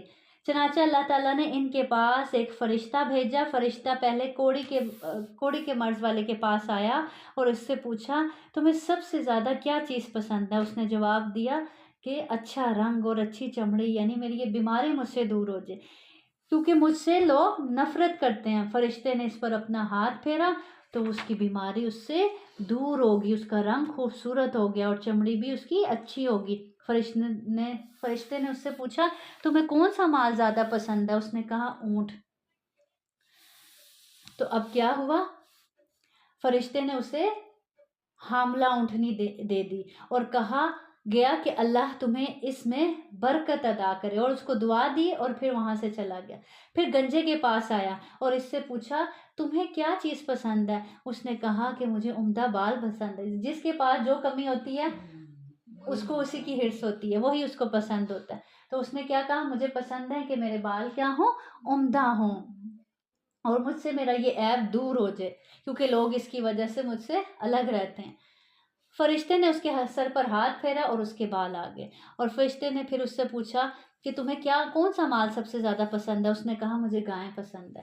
تو فرشتے نے اسے ایک حاملہ گائے دے دی اور اللہ تعالیٰ سے اس کے لیے اس میں برکت کی دعا کی، اور پھر وہاں سے چلا گیا۔ اور پھر وہی فرشتہ ایک اندھے کے پاس آیا اور اس کو بولتا ہے تمہیں کیا پسند ہے؟ اس نے کہا مجھے پسند ہے میری آنکھیں مجھے مل جائیں اور میں سب کو دیکھ سکوں۔ تو اس کی آنکھوں پر ہاتھ پھیرا تو اس کی بینائی لوٹ آئی، اور اس سے پوچھا تمہیں کون سا مال سب سے زیادہ پسند ہے؟ کہنے لگا مجھے بکری بہت پسند ہے۔ تو اس کو حاملہ بکری دی اور پھر اس میں برکت کی دعا دی اور وہاں سے چلا گیا۔ پھر کچھ عرصے بعد وہی فرشتہ اس کوڑی والے کے پاس آیا اور اسی شکل و صورت میں آیا اور کہا میں ایک نہایت مسکین اور فقیر محتاج ہوں، سفر کے تمام اسباب ختم ہو چکے ہیں اور اللہ کے سوا کسی سے حاجت پوری ہونے کی امید نہیں ہے، لیکن میں تم سے اسی کی ذات کا واسطہ دے کر تم سے کیا مانگ رہا ہوں؟ جس نے تمہیں اچھا رنگ دیا ہے، اچھا چمڑا دیا ہے، تمہیں اتنی مال و دولت عطا کی ہے، مجھے ایک اونٹ کا سوال کرتا ہوں جس سے میں سفر کر سکوں۔ اب کیا تھا؟ اب یہ جو اونٹ والا تھا، یہ جو بکری والا تھا اور جو گائے والا تھا، جب اس فرشتے نے اس کو دعا دی تھی تو ان کے پوری وادی، اونٹ والے کے پاس اتنے اونٹ ہو گئے تھے کہ ایک وادی اونٹوں کی ہوگی تھی، گائے والے کو اتنی برکت ملی کہ ایک وادی گائے کی اس کی ہوگی، بکری والے کو اتنی برکت ملی کہ ایک پوری وادی بکریوں کی اس کے پاس ہوگی جب یہ فرشتہ واپس آیا ان کے پاس۔ اب اس نے کیا کہا کہ ٹال مٹول کرنے لگا کہ میرے ذمہ تو اور بہت سے حقوق ہیں، حق ہیں، میں نہیں دے سکتا۔ فرشتے نے کہا غالباً تم وہی ہو نا جس کو کوڑ تھا، کوڑ کی بیماری تھی، جس کی وجہ سے لوگ اس سے گھن کھاتے تھے، اور تم غریب تھے، مسکین تھے، اللہ نے تمہیں یہ چیزیں عطا کی۔ اس نے کہا یہ ساری دولت تو میرے باپ دادا سے چلی آ رہی ہے۔ بھول جاتا ہے نا انسان اپنا مشکل وقت، اور پھر سمجھتا ہے شاید وہ تو جدی پشتی امیر تھا، فخر کرتا ہے اس بات پہ کہ ہم تو شاید شروع سے ہی ایسے تھے، ہم نے تو کبھی غربت دیکھی نہیں۔ فرشتے نے کہا اگر تو جھوٹا ہو تو اللہ تمہیں تمہاری پہلی حالت پر لوٹا دے۔ پھر فرشتہ گنجے کے پاس آیا اور اس کو کہا، اسی صورت میں آیا اور اس کو کیا کہنے لگا، وہی بات کی جو اس کو کی، اور اس سے کیا مانگی، گائے مانگی۔ تو جب اس سے گائے مانگی اس نے بھی اسی جیسا جواب دیا، اور پھر فرشتہ جو اس کو بولا تھا وہی اس کو کہہ کے چلا گیا کہ اگر تمہیں جھوٹے ہو تو اللہ تم سے یہ سب واپس لے لے اور تمہیں تمہاری پہلی حالت میں کر دے۔ پھر وہ بکری والے کے پاس آیا جس کو بکری دی تھی، اس کو آ کے کہا یہی سب بات کہ میں سفر میں ہوں، میں مسکین ہوں، محتاج ہوں، اگر تم مجھے ایک بکری دے دو تو میری ضرورت پوری ہو جائے۔ اب وہ بکری والا کیا جواب دیتا ہے، وہ کیا تھا، پہلے کیا تھا، اندھا تھا۔ اس نے کہا اس رب کے نام سے مانگتے ہو جس نے میری بینائی لٹائی، مجھ پر اتنا فضل کیا، مجھے اتنی دولت سے نوازا، اگر اس رب کے واسطہ دے کر تم مجھ سے مانگتے ہو تو یہ بکریوں کی وادی ہے، جتنی چاہے لے جاؤ، چاہے تو ساری لے جاؤ، کیونکہ تم نے اس رب کا واسطہ دے کر مجھ سے سوال کیا۔ تو فرشتے نے کہا مجھے اس میں سے کچھ نہیں چاہیے، میں اللہ کی طرف سے تم لوگوں کے لیے امتحان کے لیے آیا تھا، اور تم امتحان میں پاس ہو گئے، اور وہ تمہارے دونوں بھائی امتحان میں فیل ہو گئے۔ تو ہم سے بھی بعض اوقات اللہ کا واسطہ دے کے کتنے لوگ مانگتے ہیں، کہتے اس رب کا واسطہ دے کے مانگتے ہو جس نے میری حالت درست کی، جس نے مجھے اتنا نوازا، تو اس کا واسطہ دے کر مانگتے ہو تو سبھی لے جاؤ، بے شک تمہارے سامنے کھلی ہیں بکریاں، جتنی چاہو لے جاؤ۔ تو یہ کیا ہے، نعمتوں کا ملنا بھی آزمائش ہے، نعمتوں کا چھن جانا بھی کیا ہے، آزمائش ہے۔ دونوں حالتوں میں انسان کی کیا ہو رہی ہوتی ہے، آزمائش ہو رہی ہوتی ہے۔ سورۃ الاعراف، بسم اللہ الرحمن الرحیم، الف لام میم صاد، کتاب انزل الیک فلا یکن فی صدرک حرج منہ لتنذر بہ وذکری للمؤمنین۔ الف لام میم صاد، ایک کتاب ہے جو تیری طرف نازل کی گئی ہے، تو تیرے سینے میں اس سے کوئی تنگی نہ ہو تاکہ تو اس کے ساتھ ڈرائے، اور ایمان والوں کے لیے سراسر نصیحت ہے۔ کیا کہا جا رہا ہے، آپ کی طرف ایک کتاب نازل کی گئی ہے تو آپ کے سینے میں کسی قسم کا کوئی حرج نہیں ہونا چاہیے، کوئی تنگی نہیں آنی چاہیے۔ کس بات سے تنگی، کہ یعنی جب لوگ آپ لوگوں کو پیغام پہنچائیں اور لوگ اس کی تکذیب کریں، انکار کریں، جھٹلائیں، مان کر نہ دیں، تو دل میں کہیں تنگی محسوس نہ کرو۔ جیسے آج ہوتا ہے نا، ہم دعوت دیتے ہیں لوگوں کو، لوگ نہیں آتے، ہاں، تو اللہ تعالیٰ کیا کہہ رہے ہیں، آپ نے دعوت دیتے رہنا ہے لیکن دل میں کوئی تنگی محسوس نہیں کرنی کہ نہیں آتے تو چلو چھوڑو، مجھے کیا ضرورت پڑی ہے، تاکہ تو اس کے ساتھ ڈرائے اور ایمان والوں کے لیے سراسر نصیحت ہے۔ کس کے ساتھ ڈرائے، اس کتاب کے ساتھ ڈرائے۔ تو اس کتاب کے دو مقاصد، ایک کیا، اس کے ذریعے سے لوگوں کو ڈرایا جائے، اور دوسرا کیا کہ اس میں ایمان والوں کے لیے سراسر کیا ہے، نصیحت ہے۔ کس کی طرف سے، اللہ رب العزت کی طرف سے۔ اور پھر جس کو اللہ سے محبت ہوگی وہ ان نصیحتوں کو مانے گا، یاد رکھے گا، لوگوں کو بتائے گا۔ بالکل ویسے ہی جو اپنے بزرگوں سے محبت ہوتی ہے، ہم کہتے ہیں نا نہیں یہ کام تو نہیں میں چھوڑ سکتا، یہ تو میرے پیارے نے مجھے نصیحت کی ہوئی ہے۔ تو اگر اللہ سے محبت ہے تو اللہ کی نصیحتوں پر بھی پھر مومن ہی، اللہ کو ماننے والے ہی، اللہ سے محبت کرنے والے ہی اس کی نصیحتوں کو بھی مانتے ہیں اور لوگوں کو بھی بتاتے ہیں۔ اور کتنی ہی بستیاں ہیں جنہیں ہم نے ہلاک کر دیا۔ دیکھو تو تم سے پہلے کتنی بستیاں گزر چکی ہیں جنہوں نے اللہ کی بات نہیں مانی، ان کو ڈرایا گیا لیکن وہ نہیں ڈرے، تو اللہ تعالیٰ کہہ رہے ہیں دیکھو ہم نے ان کو ہلاک کر دیا۔ تو ان پر ہمارا عذاب راتوں رات آیا، یا جب کہ وہ دوپہر کو آرام کرنے والے تھے۔ یہ دو وقت ہوتے ہیں نا غفلت کے، ایک جب انسان رات کو سو رہا ہوتا ہے اور ایک جب وہ دوپہر کو آرام کر رہا ہوتا ہے۔ تو اللہ تعالیٰ سے ہمیشہ عافیت مانگنی چاہیے اور ڈرتے رہنا چاہیے کہ کبھی بھی کسی وقت بھی اگر اس کا عذاب آ گیا تو پھر ان کی پکار جب ان پر ہمارا عذاب آیا اس کے سوا کچھ نہ تھی کہ انہوں نے کہا یقیناً ہم ہی ظالم تھے، ہم نے اپنی جانوں پر ظلم کیا، کس کی بدولت؟ گناہوں کی بدولت۔ تو یقیناً ہم ان لوگوں سے ضرور پوچھیں گے جن کی طرف رسول بھیجیں گے، اور یقیناً ہم رسولوں سے بھی ضرور پوچھیں گے، یعنی لوگوں سے بھی پوچھیں گے کہ کیا تمہارے پاس رسول نہیں آئے تھے، تمہارے پاس پیغام نہیں پہنچا تھا؟ اور رسولوں سے بھی پوچھیں گے کہ کیا تم نے اپنا پیغام نہیں پہنچایا تھا؟ کیا میرا پیغام میرے بندوں کو نہیں پہنچایا تھا؟ یہ کون سا منظر کھینچا جا رہا ہے؟ قیامت کا منظر کھینچا جا رہا ہے۔ پھر یقیناً ہم ان کے سامنے ضرور پورے علم کے ساتھ بیان کریں گے، اور ہم کہیں غائب نہ تھے، اور اس دن وزن حق ہے، پھر وہ شخص کے اس کے پلڑے بھاری ہوگے تو وہی کامیاب ہونے والے ہیں، اور وہ شخص کے اس کے پلڑے ہلکے ہوگے تو یہ وہ لوگ ہیں جنہوں نے اپنے آپ کو خسارے میں ڈالا اس لیے کہ وہ ہماری آیات کے ساتھ ناانصافی کرتے تھے۔ اور بلا شبہ یقیناً ہم نے تمہیں زمین میں ٹھکانہ دیا، اور ہم نے تمہارے لیے اس میں زمین کے سامان بنائے، بہت کم تم شکر کرتے ہو۔ اللہ تعالیٰ کہہ رہے ہیں تمہیں رہنے کے لیے زمین پر ٹھکانہ دیا، تمہارے لیے تمہاری ضروریات زندگی مہیا کی، زندگی گزارنے کے لیے سامان مہیا کیا۔ دیکھیں ہمارے گھروں میں ہر سہولت ہے، بستر ہے، اوڑھنے کے لیے، بچھانے کے لیے، کھانے کا سامان ہے، ہماری زندگی کی ہر ضرورت ہمارے گھروں میں الحمدللہ موجود ہے۔ پھر اللہ کہہ رہے ہیں قلیلا ما تشکرون، لیکن بہت کم تم شکر ادا کرتے ہو۔ جتنا اللہ نے تمہیں نوازا ہے اس کی نسبت تم اپنے رب کا بہت کم شکر ادا کرتے ہو۔ ایسے ہی ہے نا، اتنی ضرورتیں اللہ نے دی ہیں، اتنی آسائشیں دی ہیں، لیکن ہمارے منہ سے کتنا کم شکر نکلتا ہے اللہ کا۔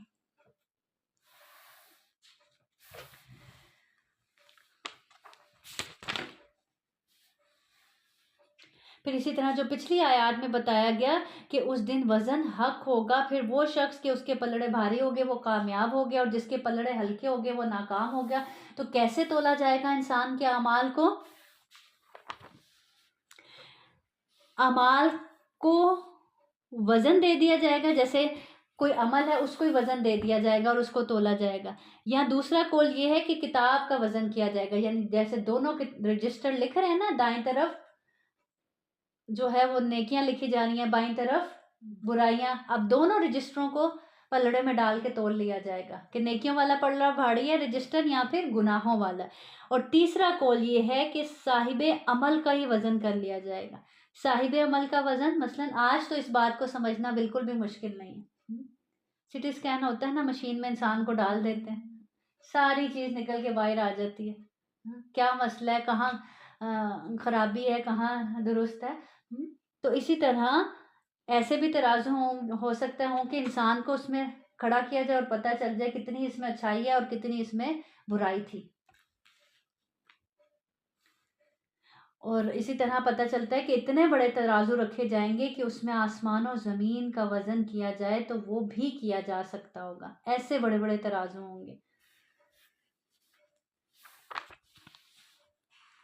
تو ہمیں کیا دعا کرنی چاہیے؟ ہمارا کون سا پلڑا بھاری ہو اللہ تعالیٰ ہمارا نیکیوں کا پلڑا بھاری کرنا۔ پھر آگے ذکر ہے کس کا؟ آیت نمبر 13 میں آدم علیہ السلام کا،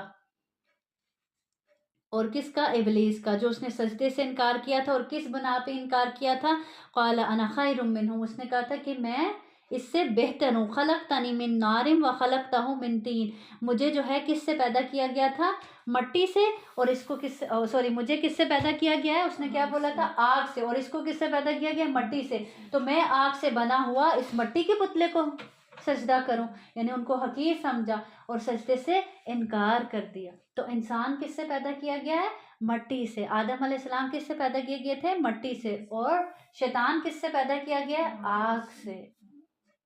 تو آگ اور مٹی کی بھی طبیعتوں میں فرق ہوتا ہے نا۔ آگ کیا ہے؟ بھڑکتی ہے، اوپر کی طرف جاتی ہے، ایک تکبر، ایک سرکشی نظر آتی ہے آگ میں، جلا دیتی ہے. اور مٹی کیا ہے؟ مٹی کو دیکھتے ہی ایک ٹھنڈک کا سا احساس ہوتا ہے، عاجزی نظر آتی ہے. آپ اس کو اوپر کو بھی اچھالیں گے تو وہ کہاں گرتی ہے؟ نیچے کی طرف گرتی ہے. تو ہم کس کے بنے ہوئے ہیں؟ مٹی کے بنے ہوئے ہیں. تو ہم میں شیطان والا رویہ نہیں ہونا چاہیے، ہم میں عاجزی ہونی چاہیے، دھیما پن ہونا چاہیے.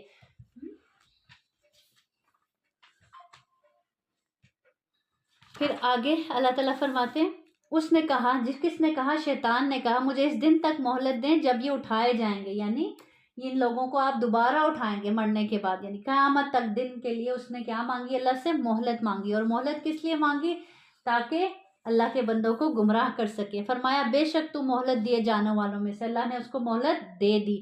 اس نے کہا پھر اس وجہ سے کہ تو نے مجھے گمراہ کیا. اب گمراہ خود ہوا، اللہ کی فرما برداری سے خود انکار کیا، خود نافرمانی کی.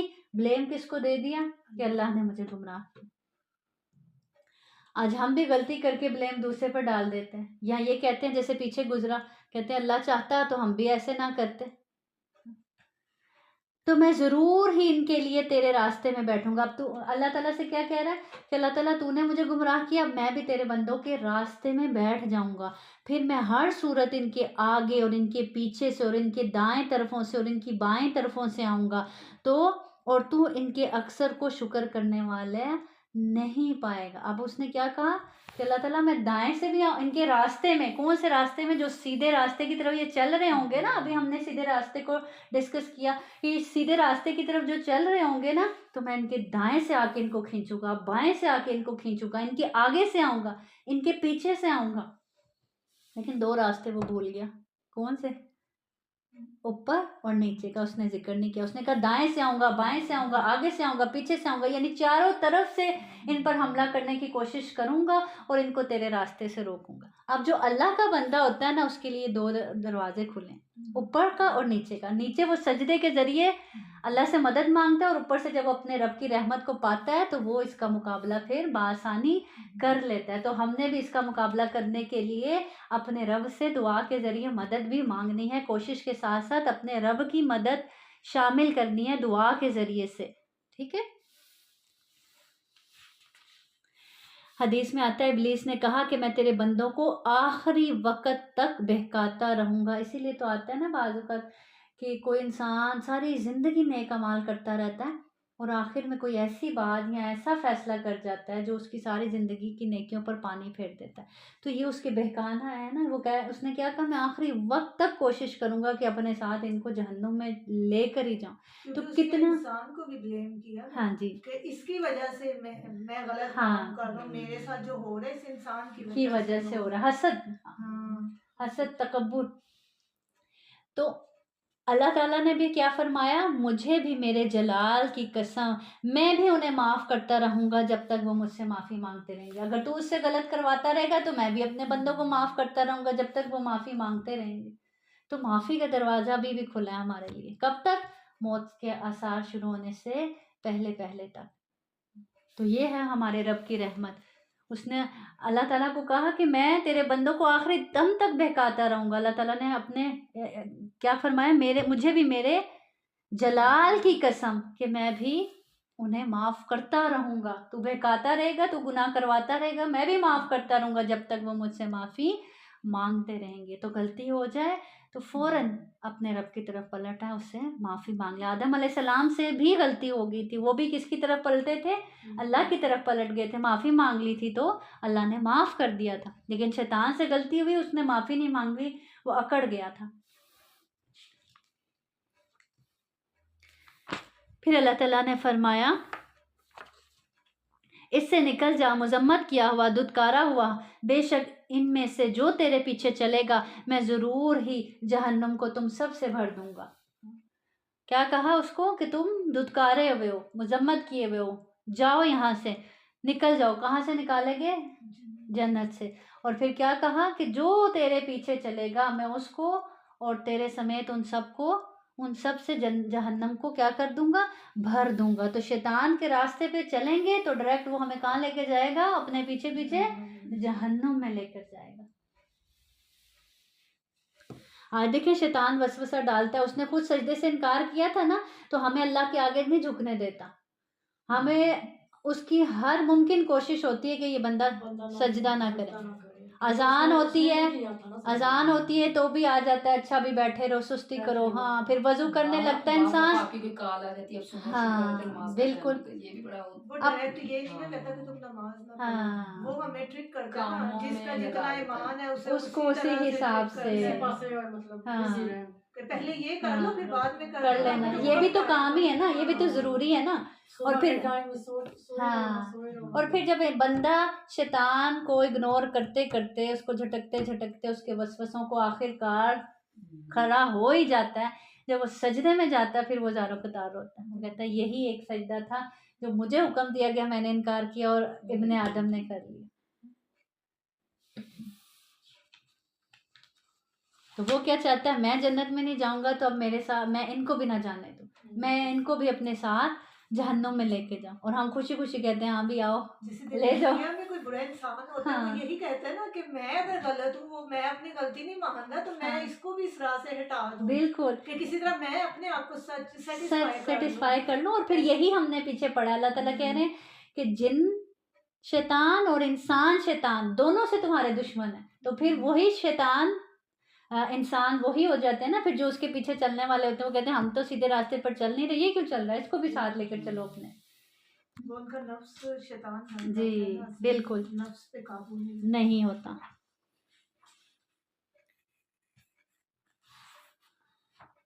پھر آگے اسی کا ذکر ہے کہ کس طرح شیطان نے آگے ان کے دل میں وسوسہ ڈالا آدم علیہ السلام کے، اور پھر ان سے وہ جس درخت کے پاس جانے سے منع کیا گیا تھا اسی درخت کے پاس ان کو لے گیا، اور ان سے یہ غلطی ہو گئی. کس سے؟ آدم علیہ السلام سے. اور پھر لیکن ان سے غلطی ہوئی، انہوں نے کیا کر لیا، اللہ تعالیٰ سے معافی مانگ لی. پھر آگے آیت نمبر 26 میں اللہ رب العزت فرماتے ہیں یا بنی آدم قد انزلنا علیکم لباسا یواری سوآتکم وریشا ولباس التقوی ذالک خیر ذالک من آیات اللہ لعلہم یذکرون. اے آدم کی اولاد، بے شک ہم نے تم پر لباس اتارا ہے جو تمہاری شرم و گاہوں کو چھپاتا ہے اور زینت بھی ہے. تو پتہ کیا چلتا ہے، لباس ایک تو پردے کا ذریعہ اور دوسرا دو مقصد زینت کا بھی ذریعہ. سوچے ذرا، خدا نہ خواستہ لباس کے بغیر ہوتے تو کتنے عجیب ہوتے، برہنہ ہوتے. تو یہ ایک انسان کی زینت ہے. اور تقوی کا لباس وہ سب سے بہتر ہے. اللہ تعالیٰ فرما رہے ہیں وَلِبَاسُ التَّقْوَى، اور تقوی کا لباس ذَلِكَ خیر، یہ تو سب سے بہترین لباس ہے اور یہ اللہ کی نشانیوں میں سے ہے تاکہ وہ نصیحت حاصل کریں. تو کیا چاہیے؟ اپنے دلوں کو تقوی کا لباس پہنائیں، کیونکہ اللہ تعالیٰ کہہ رہے ہیں سب سے بہترین لباس کون سا ہے؟ تقوی کا لباس ہے. اگر دل نے تقوی کا لباس پہنا ہے، اگر آپ کے ایمان نے تقوی کی چادر اوڑھی ہوئی ہے، تو پھر آپ کو کسی سے پوچھنے کی ضرورت نہیں پڑے گی میں اس ڈریس میں کیسی لگ رہی ہوں. آپ کو آئینے میں دیکھ کے پتہ چل جائے گا کہ اس وقت میں اپنے رب کو کیسی لگ رہی ہوں گی. کیا یہ میرا ڈریس باہر جانے کے قابل ہے؟ کیا میں یہ پہن کے غیر محرم کے سامنے جا سکتی ہوں؟ پھر آپ کا اندر آپ کو خود ہی بتا دے گا. اس لیے اللہ تعالیٰ نے کہا تقوی کا لباس سب سے بہترین ہے، جو تمہارے دل سے تمہیں بتائے کہ آیا یہ لباس میرے لیے بہتر ہے کہ نہیں، مجھے پہننا چاہیے اس موقع پر کہ نہیں پہننا چاہیے. کہیں میں صرف یہ پہن کے بھی برہنہ تو نہیں لگوں گی. کچھ لباس ایسے ہوتے ہیں کہ پہننے کے باوجود بھی انسان اس میں برہنہ لگ رہا ہوتا ہے. جسم کا ایک ایک حصہ فٹنگ والا ایسا ہوتا ہے کہ ایک ایک حصہ نمایاں ہو رہا ہوتا ہے، یا اتنا باریک ہوتا ہے کہ آپ کے اندر جسم سارا اس میں سے جھلک رہا ہوتا ہے. تو اللہ تعالیٰ کہہ رہے ہیں وَلِبَاسُ التَّقْوَى، تقوی کا لباس بہترین لباس ہے. تو ہمیشہ جب لباس پہنیں کسی کو پوچھنے سے پہلے آئینے میں کھڑے ہو کر اپنے رب سے پوچھیں، اپنے دل سے پوچھیں. اپنے دل سے یہ پوچھیں کہ میں اس وقت اپنے رب کو کیسی لگ رہی ہوں گی اس لباس میں. اگر تو دل سے آواز آئے کہ ٹھیک لگ رہی ہوگی تو پھر ٹھیک ہے، اور اگر دل سے آواز آئے کہ نہیں، میرا رب تو مجھے اس لباس میں نہیں دیکھنا پسند کرے گا، تو پھر بدل لیں اس لباس کو، نکال دیں اس کو اپنی الماری سے، یا اس کو وہاں استعمال کریں جہاں اس کا استعمال کرنے کا حق ہے. آج کل کے بچوں کو یہ بات سمجھانے بہت مشکل ہوگی، اسپیشلی اس طرح بچے نہیں سمجھتے. لیکن وہی بات ہے کہ دعا کثرت سے دعائیں. اگر نہیں سمجھتے تو اللہ سے رو رو کے مانگیں. اللہ تعالیٰ یہ ہے میرے بچے، یہ ہے ماحول، اللہ تو نے ان کے دلوں کو اس ماحول کی جو فتنے ہیں ان سے دور رکھنا ہے. اللہ تو نے ان کے دلوں کو بدلنا ہے. دل تیری 2 انگلیوں کے درمیان ہے. اللہ میری اولاد کو کے دلوں میں بھلائی ڈال دے، ان کے دل نیکی کی طرف پلٹ دے اور پھر اس میں ان کو استقامت دیتے ہیں. جہاں مشکل آ رہی ہو تربیت میں، جہاں بچوں کے عمل میں کمی آ رہی ہو، ہم کچھ نہیں کر سکتے. ہم بتا سکتے ہیں، کوشش کر سکتے ہیں، لیکن کرنے والی کون سی ذات ہے؟ اللہ کی ذات ہے. جب تک اللہ کا اذن نہ ہوگا تو پھر رو رو کے اپنی اولادوں کے لیے ایسے ہی دعائیں مانگے جیسے نبی کریم صلی اللہ علیہ وسلم اپنی پوری امت کے لیے دعائیں مانگا کرتے تھے.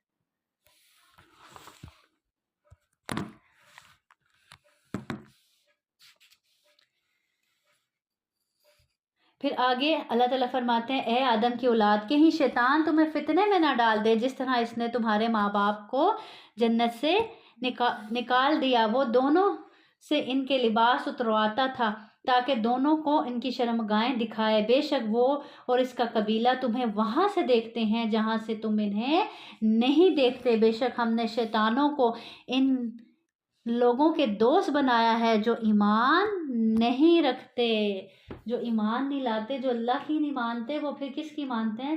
شیطان کی مانتے ہیں. اللہ تعالیٰ کہہ رہے ہیں پھر وہ کس کے دوست ہیں؟ وہ شیطان کے دوست ہیں. اور کیا بات اس میں بتائی جا رہی ہے اس آیت میں کہ اللہ تعالیٰ نے انسانوں کو چند حقائق سے آگاہ فرمایا ہے کہ ایک یہ کہ شیطان کے مکر و فریب سے ہوشیار رہے. وہ اگر تمہارے باپ کو مکر و فریب سے سبز باغ دکھا کر جنت سے نکلوا سکتا ہے تو وہ تمہارے ساتھ وہ کیا کچھ نہیں کر سکتا. اور دوسرے یہ کہ شیطان کا سب سے پہلا وار یہ ہوتا ہے کہ انسان کو فحاشی کی طرف لے کے جائے، اس کو برہنہ کرے، اس کو ننگا کرے. یہی ہے نا آج دیکھ لیں ہمارے معاشرے میں، چاہے وہ مسلم کنٹری ہے چاہے وہ نان مسلم کنٹری ہے، آپ کو لگتا ہی نہیں ہے کہ ان دونوں میں کوئی فرق ہے کیونکہ ڈریسنگ ہی ایک جیسی ہوتی جا رہی ہے، کپڑے ختم ہوتے جا رہے ہیں. مسلم ہیں تو ماما یہ کیوں ایسے ہیں؟ یہ فرق ہی نہیں رہ گیا. پہلے تو مسلمان عورت اپنی چادر سے پہچانی جاتی تھی، اپنے پردے سے پہچانی جاتی تھی، دور سے پتہ چل جاتا تھا یہ مسلمان عورت جا رہی ہے. اور آج پتہ ہی نہیں، آج فرق ہی ختم ہو گیا. کیوں؟ لباس ہی اتروا دیے شیطان نے.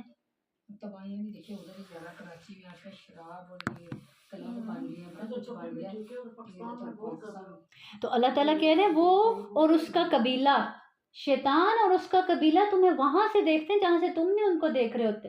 ہمیں نہیں پتا ہمارے ارد گرد کتنے شیطان اپنے چیلے لے کر اکٹھا کھڑا ہوا ہے ہمیں اللہ کے راستے سے روکنے کے لیے، اور کس طرح وہ پلاننگ کر رہا ہے کہ اب اس نے یہ کام کرنا ہے تو اس کے راستے میں رکاوٹیں لا کے کس طرح کھڑی کرنی ہے. اور انسان کہتا ہے ہاں بھائی میرا کیا قصور ہے، میں یہ مشکل آ گئی تھی اس لیے میں قرآن کلاس میں نہیں آ سکا، یا میں نماز نہیں پڑھ سکا، یا میں یہ نیکی کا کام نہیں کر سکا. اللہ تعالیٰ کہنے وہ تمہیں وہاں سے دیکھتا ہے، تم اس کو دیکھ ہی نہیں رہے.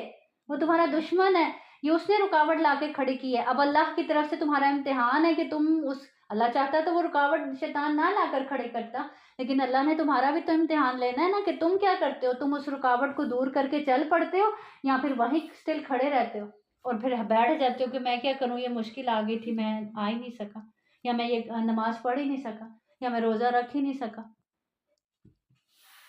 یا میں یہ نیکی کا کام کر ہی نہیں سکا. تو اللہ تعالیٰ کہنا وہ تمہیں وہاں سے دیکھتے ہیں، الرٹ رہو جہاں سے تم نے ان کو محسوس کرتے. لیکن مومن کو شیطان کی آہٹ بھی محسوس ہو جاتی، اس کو پتہ چل جاتا ہے کہ نہیں یہ مجھے ڈنڈی مارنے لگا، یہ مجھے پھسلانے لگا، یہ میرے دل میں وسوسہ ڈالنے لگا اور مجھے اس کو جیتنے نہیں دینا. پھر آگے اللہ تعالیٰ آیت نمبر 31 میں فرماتے ہیں یا بنی آدم خذوا زینتکم عند کل مسجد وکلوا واشربوا ولا تسرفوا انہ لا يحب المسرفین. اے آدم کی اولاد، ہر نماز کے وقت اپنی زینت لے لو اور کھاؤ اور پیو اور حد سے نہ گزرو، بے شک وہ حد سے گزرنے والوں سے محبت نہیں کرتا. ہر نماز کے وقت زینت اختیار کرو. کیا کہا جا رہا ہے؟ یعنی ایسے نہیں کہ جیسے ہو ویسے ہی کھڑے ہو گئے، دوپٹہ اور قمیض اور شلوار اور آپ نے دیکھا جب ہم اسپیشلی اب جیسے پہلے بھی ہم نے بات کی تھی کہ اللہ سے ملاقات کے لیے کھڑے ہونا ہے تو وہ بادشاہوں کا بادشاہ ہے، جیسے کسی سے ملاقات کے لیے جاتے ہو تو زینت اختیار کرتے ہو، تو اللہ سے ملاقات کے لیے بھی آ رہے ہو تو زینت اختیار کرو. تم سے اسمیل نہ آ رہی ہو، تمہارے کپڑوں سے تمہارے کپڑے بدبودار نہ ہو، گندے نہ ہو. دیکھو تو صحیح کس کے سامنے کھڑے ہو رہے ہو. ہم کہتے ہیں اچھا، ہم تو یہاں تک کہتے ہیں کہ ہم کہتے ہیں کہیں جانا ہوتا ہے نا، ہم کہتے ہیں پہلے نماز پڑھ لیں پھر کپڑے پہنیں گے. ہاں، کہ کہیں جانے کے لیے کسی سے کسی سے ملاقات کے لیے آپ نے اپنی ڈریسنگ پوری رکھی ہے، اچھے لباس کا انتخاب کیا ہے، لیکن اللہ رب العزت جو بادشاہوں کا بادشاہ ہے اس سے ملاقات کے لیے کوئی زینت ہی نہیں. اس لیے مسجد جاؤ تو صاف ستھرا لباس پہن کے جاؤ. مرد حضرات بھی جائیں تو زینت اختیار کر کے جائیں، خوشبو لگا کے جائیں. لیکن عورت تھوڑا احتیاط کرے کہ وہ ایسی خوشبو نہ استعمال کرے کہ جو دوسروں کو بھی جا رہی ہو، وہ الٹا اپنے لیے گناہ اکٹھا کر رہی ہو. ہاں، ایسی لگا سکتی ہے جو صرف اسی کو آئے. آپ سے ویسے بھی الکوہل فری ملنے بھی تو مشکل ہے نا. ہاں، یہاں تو جو بھی پرفیومز عطر آج کل مل رہے ہیں نا، وہ عطر ہوتے ہیں. ہاں جی ہاں جی، عطر مل جاتے ہیں ایزیلی. اب تو ہر جگہ سے عطر مل جاتے ہیں. چھوٹی چھوٹی بوتلوں. اور پھر کوشش کریں کہ نماز کا ایک ڈریس ہی الگ رکھیں. جیسے نماز چادر ہوتی ہے یا کوئی عبایا ہوتا ہے، تو جب کھڑے ہو تو پتہ ہو کہ ہم نے کس کے آگے کھڑے ہیں. اور پھر آپ کے خشوع میں بھی اس سے افیکٹ پڑتا ہے. اگر آپ صاف ستھرے ہوتے ہیں اور آپ پورے کور ہوتے ہیں اور آپ جا نماز پہ کھڑے ہوتے ہیں تو آپ کی نماز پڑھنے کی فیلنگز ہی الگ ہوتی ہیں اور آپ کا خشوع آٹومیٹکلی آ رہا ہوتا ہے. تو جہاں دوسروں سے ملاقات کے لیے تیار ہوتے ہو، زینت اختیار کرتے ہو، اللہ سے ملاقات کے لیے بھی کیا کرو، زینت اختیار کرو. اور کھاؤ اور پیو اور حد سے نہ گزرو. بار بار دیکھیں کھانے پینے سے منع نہیں کیا جا رہا، لیکن ساتھ ہی کیا کہا جا رہا ہے، کھاؤ پیو. اللہ کھانے پینے سے منع نہیں کرتا، لیکن منع کرتے تو کس سے کرتا ہے، اسراف نہ کرو، فضول خرچیاں نہ کرو، بلا وجہ نہ اڑاؤ. بے شک وہ حد سے گزرنے والوں سے محبت نہیں رکھتا. اور پھر زینت اختیار کرنے میں ظاہری زینت کے ساتھ ساتھ دل کو بھی سجا کے لے کے جاؤ، دل کو بھی صاف کر کے اپنے رب کے سامنے کھڑے ہو. اس میں سے دنیا کی گندگی سب نکال کے اپنے رب کے آگے کھڑے ہو. اسی طرح آپ سے سب نے فرمایا اگر ہو سکے تو تم میں سے جمعے کے لیے 2 کپڑے الگ بنا رکھے. یعنی تم میں سے کوئی جمعے کے لیے 2 کپڑے الگ. اب یہ نہیں کہ ہر جمعے نیا ہی سوٹ ہونا چاہیے، نہیں، 2 کپڑے الگ بنا رکھے کہ پتہ ہو یہ جمعے کا لباس ہے، صاف ستھرا. اب بات ہے کہ آپ نے وہ جو لباس ہفتے کے ہفتے پہننا ہے وہ صاف ستھرا ہوگا نا، اور وہ اچھا رہے گا، پھر اس میں سے زیادہ اسمیل بھی نہیں آ رہی ہوتی. اور جو رفلی یوز کیے جاتے ہیں کپڑے ان کے کلر بھی پھٹک چکے ہوتے ہیں اور بعض اوقات ان کے اندر سے الگ سی اسمیل بھی پڑ چکی ہوتی ہے. تو ان چیزوں کا کیا کیا جائے، خیال کیا جائے، سوچا جائے کہ اس کے سامنے کھڑے ہونے جا رہے ہیں. پھر آگے اللہ رب العزت فرماتے ہیں آیت نمبر 38 میں. اب اس میں کیا ہے، جہنم کا نقشہ کھینچا جا رہا ہے. فرمائے گا ان جماعتوں کے ہمراہ جو جنوں اور انسانوں میں سے تم میں سے پہلے گزر چکی ہیں، آگ میں داخل ہو جاؤ.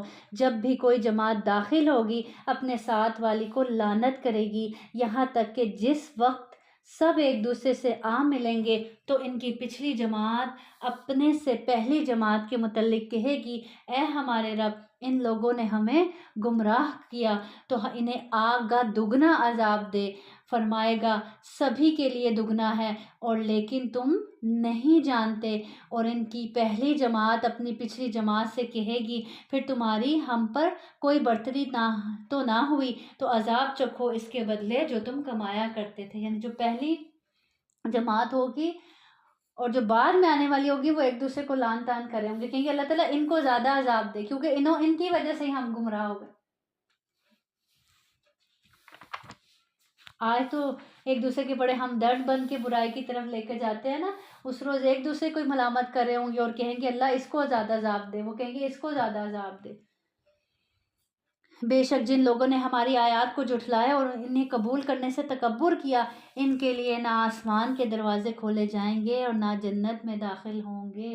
پیچھے پڑھا نا کہ آپ کو کل حدیث سنائی تھی نا کہ کس طرح روح اوپر جاتی ہے اور پھر کس طرح نیک روحوں کو خوش آمدید کہا جاتا ہے اور بد روح کے لیے دروازے نہیں کھولے جاتے، اس کے لیے کوئی خوش آمدید نہیں ہوتی اور اس کو پلٹا کے نیچے پھینک دیا جاتا ہے اور اس کی جو روح ہے وہ کہاں چلی جاتی ہے؟ سجین میں چلی جاتی ہے۔ تو اللہ تعالیٰ کیا فرما رہے ہیں؟ ان کے لیے کوئی دروازے نہیں کھولے جائیں گے اور نہ وہ جنت میں داخل ہوں گے یہاں تک کہ اونٹ سوئی کے ناکے میں داخل ہو جائے۔ سوئی کا ناکا دیکھا جس میں دھاگا ڈالتے ہیں، اس میں سے کبھی اونٹ گزر سکتا ہے؟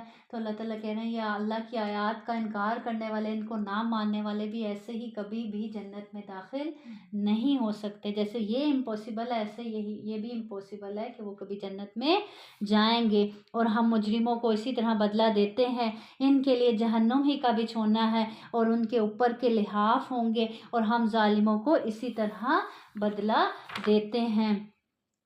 پھر آگے آیت نمبر 43 میں اللہ تعالیٰ فرماتے ہیں اور ان کے سینوں میں جو بھی کینہ ہوگا ہم نکال دیں گے اور ان کے نیچے سے نہریں بہتی ہوں گی۔ یعنی جو ایمان والے ہیں اور انہوں نے نیک اعمال کیے اور وہ جنت میں چلے گئے، تو پھر اللہ تعالیٰ کہہ رہے ہیں جنت میں جانے سے پہلے بھی ان کے دلوں میں جو کسی کے لیے کہیں ہوتا ہے نا کہ انسان نیک تو ہوتا ہے لیکن کہیں نہ کہیں کسی کے لیے کوئی خلش رہ جاتی ہے، کہیں نہ کہیں کوئی کینہ ہوتا ہے، کسی کی کوئی برائی رہ جاتی ہے دل میں، تو اللہ تعالیٰ کہہ رہے ہیں کہ جو کینہ ہوگا ہم اس کو نکال دیں گے۔ یا جنت میں جانے سے پہلے ایک نہر ہوگی جہاں پہ پھر جنتیوں کے دل دھوئے جائیں گے تاکہ وہ اس غلاظت کے ساتھ جنت میں نہ جائیں، کیونکہ جنت تو امن کی جگہ ہے، سکون کی جگہ ہے۔ اگر وہاں بھی وہ کڑتے رہے جلتے رہے تو پھر جنت کا تو مزہ خراب ہو جائے گا، اس لیے وہاں ان کے دلوں کو صاف کیا جائے گا۔ ان کے نیچے سے نہریں بہتی ہوں گی اور وہ کہیں گے سب تعریف اللہ کی ہے جس نے ہمیں اس کی ہدایت دی اور ہم کبھی نہ تھے کہ ہدایت پاتے۔ جیسے دنیا میں سارا کریڈٹ اللہ کو دیتے تھے نا کہ ہم تو کچھ نہیں کر سکتے، یہ تو ہمارے رب کی توفیق ہے، یہ تو ہمارے رب کا فضل ہے ہم پر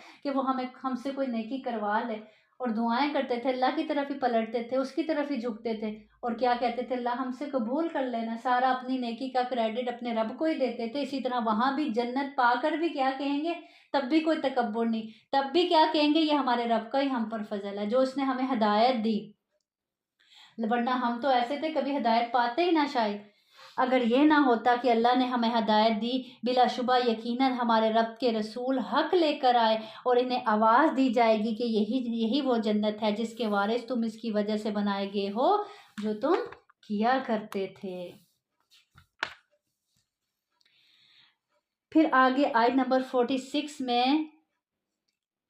اعراف والوں کا ذکر ہے اور ان دونوں کے درمیان ایک آڑ ہوگی۔ کن دونوں کے درمیان؟ جنتیوں اور جہنمیوں کے درمیان، اور ان کی بلندیوں پر کچھ مرد ہوں گے جو سب کو ان کی نشانی سے پہچانیں گے اور وہ جنت والوں کو آوازیں دیں گے کہ تم پر سلام ہے۔ وہ اس میں داخل نہ ہوئے ہوں گے اور وہ طمع رکھتے ہوں گے، اور جب ان کی نگاہیں آگ والوں کی طرف پھیری جائیں گی تو کہیں گے اے ہمارے رب ہمیں ظالم لوگوں کے ساتھ مت کر۔ جنت اور جہنم کے درمیان ایک دیوار حائل ہوگی جس کو کیا کہتے ہیں؟ اعراف بولتے ہیں، اور اس صورت کا نام بھی کیا ہے؟ الاعراف۔ اب وہاں پر کون لوگ بیٹھے ہوں گے؟ جن کا بھی فیصلہ نہیں ہوا ہوگا، جن کی نیکیاں اور برائیاں تقریباً برابر ہوں گی، اور وہ اس دیوار پہ بیٹھے ادھر جنتیوں کو دیکھ رہے ہوں گے ادھر جہنمیوں کو دیکھ رہے ہوں گے، اور طمع کیا ہوگی کہ ہم کہاں چلے جائیں؟ اور جہنمیوں کو دیکھ کے ڈر رہے ہوں گے کہ کہیں ہم ان میں نہ چلے جائیں۔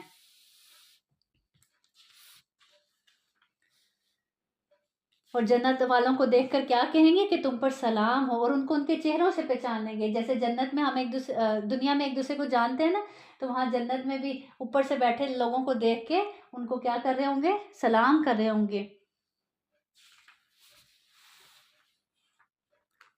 تو جب ادھر دیکھیں گے تو اس کی دعا کریں گے اللہ ہمیں بھی ان میں شامل کر دینا، جب ادھر دیکھیں گے تو اس سے جہنم سے پناہ مانگ رہے ہوں گے۔ اور ان بلندیوں والے کچھ مردوں کو آواز دیں گے جنہیں وہ ان کی نشانی سے پہچانتے ہوں گے، کہیں گے تمہارے کام نہ تمہاری جماعت آئی اور نہ جو تم بڑے بنتے تھے، کیا یہی وہ لوگ ہیں جن کے متعلق تم نے قسمیں کھائی تھیں کہ اللہ انہیں کوئی رحمت نہیں پہنچائے گا، جنت میں داخل ہو جو نہ تم پر کوئی خوف ہے نہ وہ غمگین ہوں گے۔ اب ان سے پوچھیں گے جو جہنمی والے ہوں گے، ان سے کہیں گے کہ یہی وہ لوگ ہیں جن کے لیے تم قسمیں کھاتے تھے، یعنی جنت والے، کہ یہ کبھی جو ہے اللہ ان پر رحم نہیں کرے گا، دنیا میں تم ایسے کہا کرتے تھے تو آج دیکھ لو وہی جنت میں۔ اب یہ کون کہہ رہے ہوں گے؟ وہ جو دیوار پر بیٹھے ہوں گے، اصحاب الاعراف۔ वनादा अस्हाबुन नारी अस्हाबुल जन्ना, और आग वाले जन्नत वालों को आवाज़ें दे रहे होंगे, कहेंगे कि हम पर कुछ पानी बहा दो, या इसमें से कुछ जो अल्लाह ने तुम्हें रिस्क दिया है। क्या कह रहे होंगे? तड़प रहे होंगे, आग में जल रहे होंगे, और जन्नती वालों को आवाज़ें दे रहे होंगे कि थोड़ा सा जन्नत से पानी ही दे दो हमें। वो कहेंगे बेशक अल्लाह ने ये दोनों चीज़ें तुम पर यानी काफिरों पर क्या कर दी हैं? हराम कर दी हैं।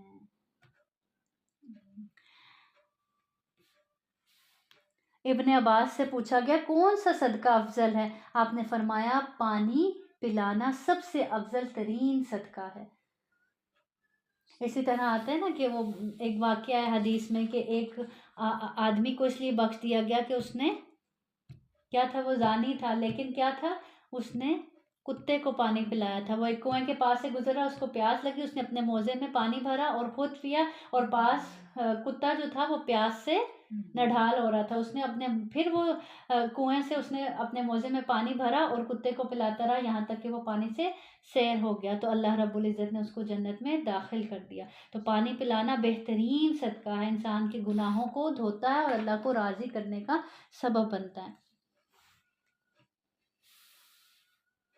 इसी तरह हदीस में आता है, आपसे सबने फरमाया जिसने कोई कुआं खुदवाया तो उसके लिए जब तक कुआं है और लोग और चरिंद परिंद उससे पानी पीते रहेंगे तो उसको उसका अजर मिलता रहेगा। तो आज मैं कल भी बात कर रही थी अपने हस्बैंड से, मैंने कहा मुझे बहुत है कि मैं पाकिस्तान में किसी जगह पे ज़रूरत है। तो अगर आप में से कोई करवाना चाहता है तो ये हमारा जो उसवा फाउंडेशन की तरफ से हम वो चोलिस्तान और इसके अलावा एक और जगह है, वहाँ पे पानी की किल्लत है, और वहाँ हम जो है वो गरीब बस्ती है, वहाँ पर कुएँ खुदवाए जाते हैं, पंप लगवाए जाते हैं। अगर कोई लगवाना चाहे तो वो लगवा सकता है। आप पहले भी इधर काफ़ी लोगों ने लगवाए हैं वहाँ पे ना, और फिर वो बाकायदा आपके नाम का लगवा के आपको वीडियो सेंड कर देते हैं कि ये आपके नाम की आपकी इमानत उन तक पहुँच चुकी।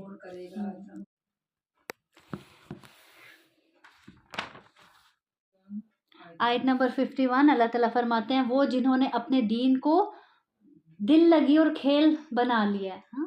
आज हमने भी दिल लगी और खेल ही बना लिया ना। दिल किया तो खूब इबादत कर ली, दिल नहीं है तो कुछ भी नहीं पड़ा। दिल किया तो फजर को उठ के तहज्जुद को भी उठ के, दिल किया तो फजर भी कज़ा और अगली पूरी 5 नमाजें भी कज़ा हो रही हैं। तो अल्लाह ताला कह रहे हैं वो जिन्होंने अपने दीन को दिल लगी और खेल बना लिया। ये दिल लगी और खेल थोड़ी है कि दिल किया तो कर लिया, दिल ना किया तो ना किया। रमज़ान आया तो सब लोग कर रहे हैं, मस्जिदों में रौनकें लगी हैं तो मस्जिदों का रुख कर लिया, चलो हम भी थोड़ा दिल लगी कर लें, वहाँ रौनक का मज़ा ले लें। जैसे ही रमज़ान रुखसत हुआ फिर हम घरों में बैठ गए और फिर कोई नमाज का नहीं पता, कोई किसी इबादत का नहीं पता। तो अल्लाह ताला कह रहे हैं जिन्होंने अपने दीन को खेल तमाशा बना लिया है, उन्हें दुनिया की ज़िंदगी ने धोखा दिया, तो आज हम इन्हें भुला देंगे जैसे वो अपने इस दिन की मुलाकात को भूल गए थे। यानी दुनिया में रहते हुए जैसे वो आखिरत को भूल गए थे ना, अल्लाह ताला कह रहे हैं आज हम इन्हें भुला देंगे। और जैसे वो हमारी आयात का इनकार करते थे, यानी दुनिया में जो अल्लाह को भुला देगा, अल्लाह क़यामत के रोज़ उसको जहन्नुम में डाल के भूल जाएंगे। अल्लाह ताला कहेंगे दुनिया में तुमने मुझे भुला दिया था, अब मैंने तुम्हें भुला दिया। मैं जा रही हूँ आज से कफरीना को लिफ्ट चाहिए, आज बच्चों को लेना, उसके गाड़ी का टायर पंचर हो गया। ठीक है, कोई मसला नहीं। आयत नंबर 55 आयत नंबर 55 उदू रब्बकुम तदर्रुअम व खुफिया, अपने रब को गिड़गड़ा कर और खुफिया तौर पर पुकारो, बेशक वो हद से बढ़ने वालों से मोहब्बत नहीं करता।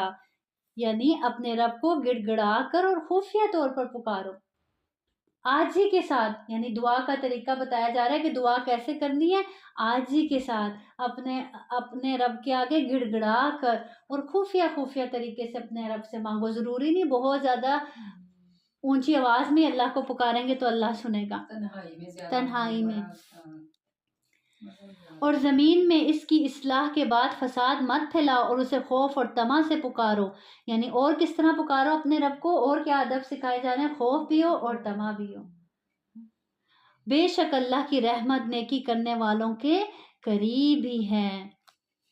घबराए ना, तकवा इख्तियार करने वाले, नेकी करने वाले, अल्लाह की रहमत उनके हमेशा करीब ही होती है। بس بعض اوقات کیا لیا جا رہا ہوتا ہے اپنے بندوں سے، امتحان لیا جا رہا ہوتا ہے۔ آگے آیت نمبر 59 سے دیکھیے، نوح علیہ السلام کا ذکر ہے کہ کس طرح انہوں نے اپنی قوم کو تبلیغ کی اور کیا کہا کہ میں کیا ہوں،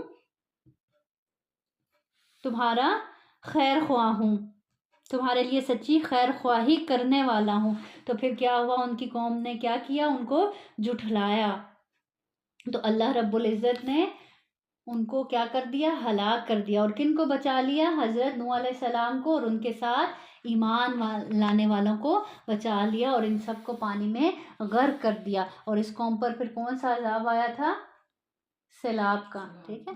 پھر آگے ذکر ہے آیت نمبر 65 میں، وَإِلَىٰ عَادٍ أَخَاهُمْ هُودًا، اور عاد کی طرف ان کے بھائی ہود کو بھیجا۔ اس نے کہا، اے میری قوم، اللہ کی عبادت کرو، اس کے سوا تمہارا کوئی معبود نہیں، کیونکہ کیا تم ڈرتے نہیں؟ اس کی قوم میں سے ان سرداروں نے جنہوں نے کفر کیا کہا، بے شک ہم یقیناً تجھے ایک طرح کی بے وقوفی میں مبتلا دیکھ رہے ہیں، اور کیا کر دیا، جھوٹا کہہ کر انکار کر دیا۔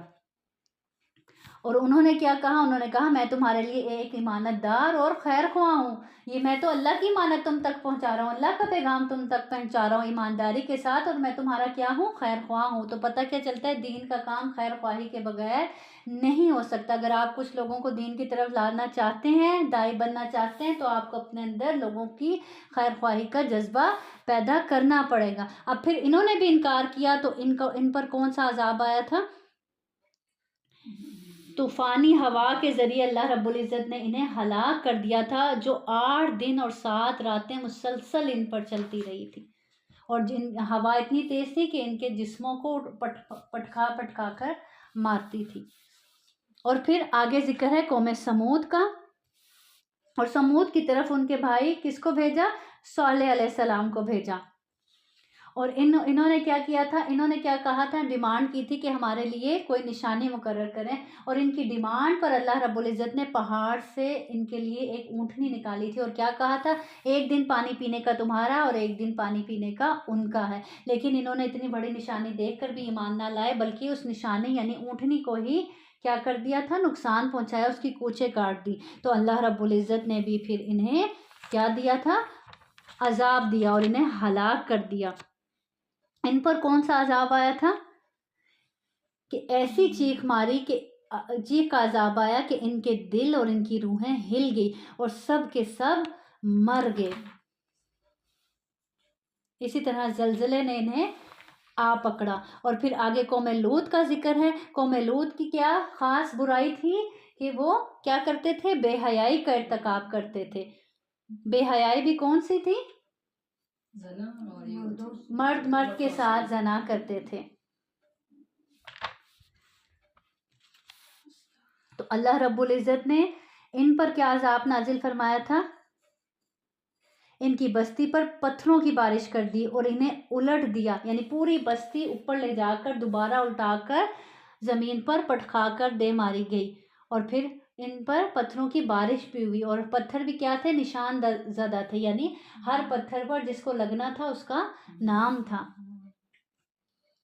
وَإِلَىٰ مَدْيَنَ أَخَاهُمْ شُعَيْبًا، اور پھر ہم نے مدین کی طرف ان کے بھائی شعیب کو بھیجا۔ اس نے کہا، اے میری قوم، اللہ کی عبادت کرو، اس کے سوا تمہارا کوئی معبود نہیں، بے شک تمہارے پاس تمہارے رب کی طرف سے ایک واضح دلیل آ چکی، پس ماپ اور تول میں کمی نہ کرو، اور لوگوں کو ان کی چیزیں کم کر کے نہ دو، اور زمین میں اس کی اصلاح کے بعد فساد نہ پھیلاؤ، یہ تمہارے لیے بہتر ہے اگر تم مومن ہو، اور ہر راستے پر نہ بیٹھو کہ دھمکاتے ہو اور اللہ کے راستے سے روکتے ہو اس کو جو اس پر ایمان لائیں، اور اس میں کجی ڈھونڈتے ہوں، اور یاد کرو جب تم بہت کم تھے تو اس نے تمہیں زیادہ کر دیا، اور دیکھو فساد کرنے والوں کا انجام کیسا ہوا۔ اور اگر تم میں سے کچھ لوگ اس پر ایمان لے آئے ہیں جو دے کر مجھے بھیجا گیا ہے، اور کچھ لوگ ایمان نہیں لائے، تو صبر کرو یہاں تک کہ اللہ ہمارے درمیان فیصلہ کر دے، اور وہ سب فیصلہ کرنے والوں سے بہتر فیصلہ کرنے والا ہے۔ اب ان کی خاص برائی کیا تھی، یہ ناپ تول میں کمی کرتے تھے، زمین میں فساد برپا کرتے تھے، اور لوگوں کے راستوں میں بیٹھ کے لوگوں کو تنگ کیا کرتے تھے، چھیڑ خانی کیا کرتے تھے۔ ان سب چیزوں سے ان کو منع کیا جا رہا ہے۔ تو اللہ رب العزت بار بار قرآن میں دوسری قوموں کا ذکر کیوں کرتے ہیں؟ کیوں ان کے انجام سے ہمیں آگاہ کرتے ہیں کہ دیکھو نافرمانیاں کرنے والوں کا کیا انجام ہوا، تو تم اس نافرمانی ان اللہ کی نافرمانی سے تم باز آ جاؤ، کہیں ایسا نہ ہو کہ تمہیں بھی اللہ کا عذاب آ پکڑے۔ تو اللہ سے دعا ہے کہ اللہ رب العزت ہمیں اپنا فرما بردار بنائے اور ہمارے اندر تقوی پیدا کر دے۔ وآخر دعوانا ان الحمد للہ رب العالمین، سبحان ربک رب العزت عما یصفون وسلام علی المرسلین والحمد للہ رب العالمین والحمد للہ رب العالمین۔ سبحانک اللہم و بحمدک، اشہد ان لا الہ الا انت، استغفرک و اتوب الیک۔ والسلام علیکم ورحمۃ اللہ وبرکاتہ۔ ولو أننا نزلنا إليهم الملائكة وكلمهم الموتى وحشرنا عليهم كل شيء قبلا ما كانوا ليؤمنوا إلا أن يشاء الله ولكن أكثرهم يجهلون وكذلك جعلنا لكل نبي عدوا شياطين الإنس والجن يوحي بعضهم إلى بعض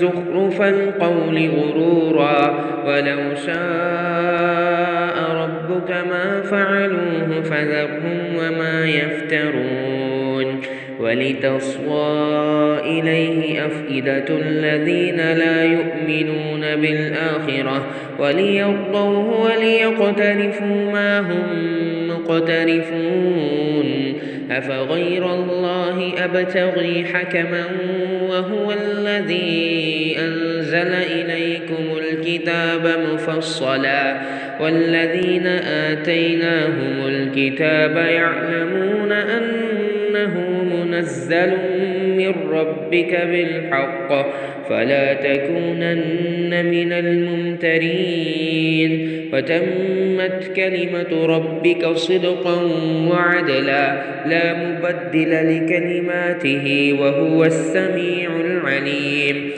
وإن تطع أكثر من في الأرض يضلوك عن سبيل الله إن يتبعون إلا الظن وإن هم إلا يخرصون إن ربك هو أعلم من يضل عن سبيله وهو أعلم بالمهتدين فكلوا مما ذكر اسم الله عليه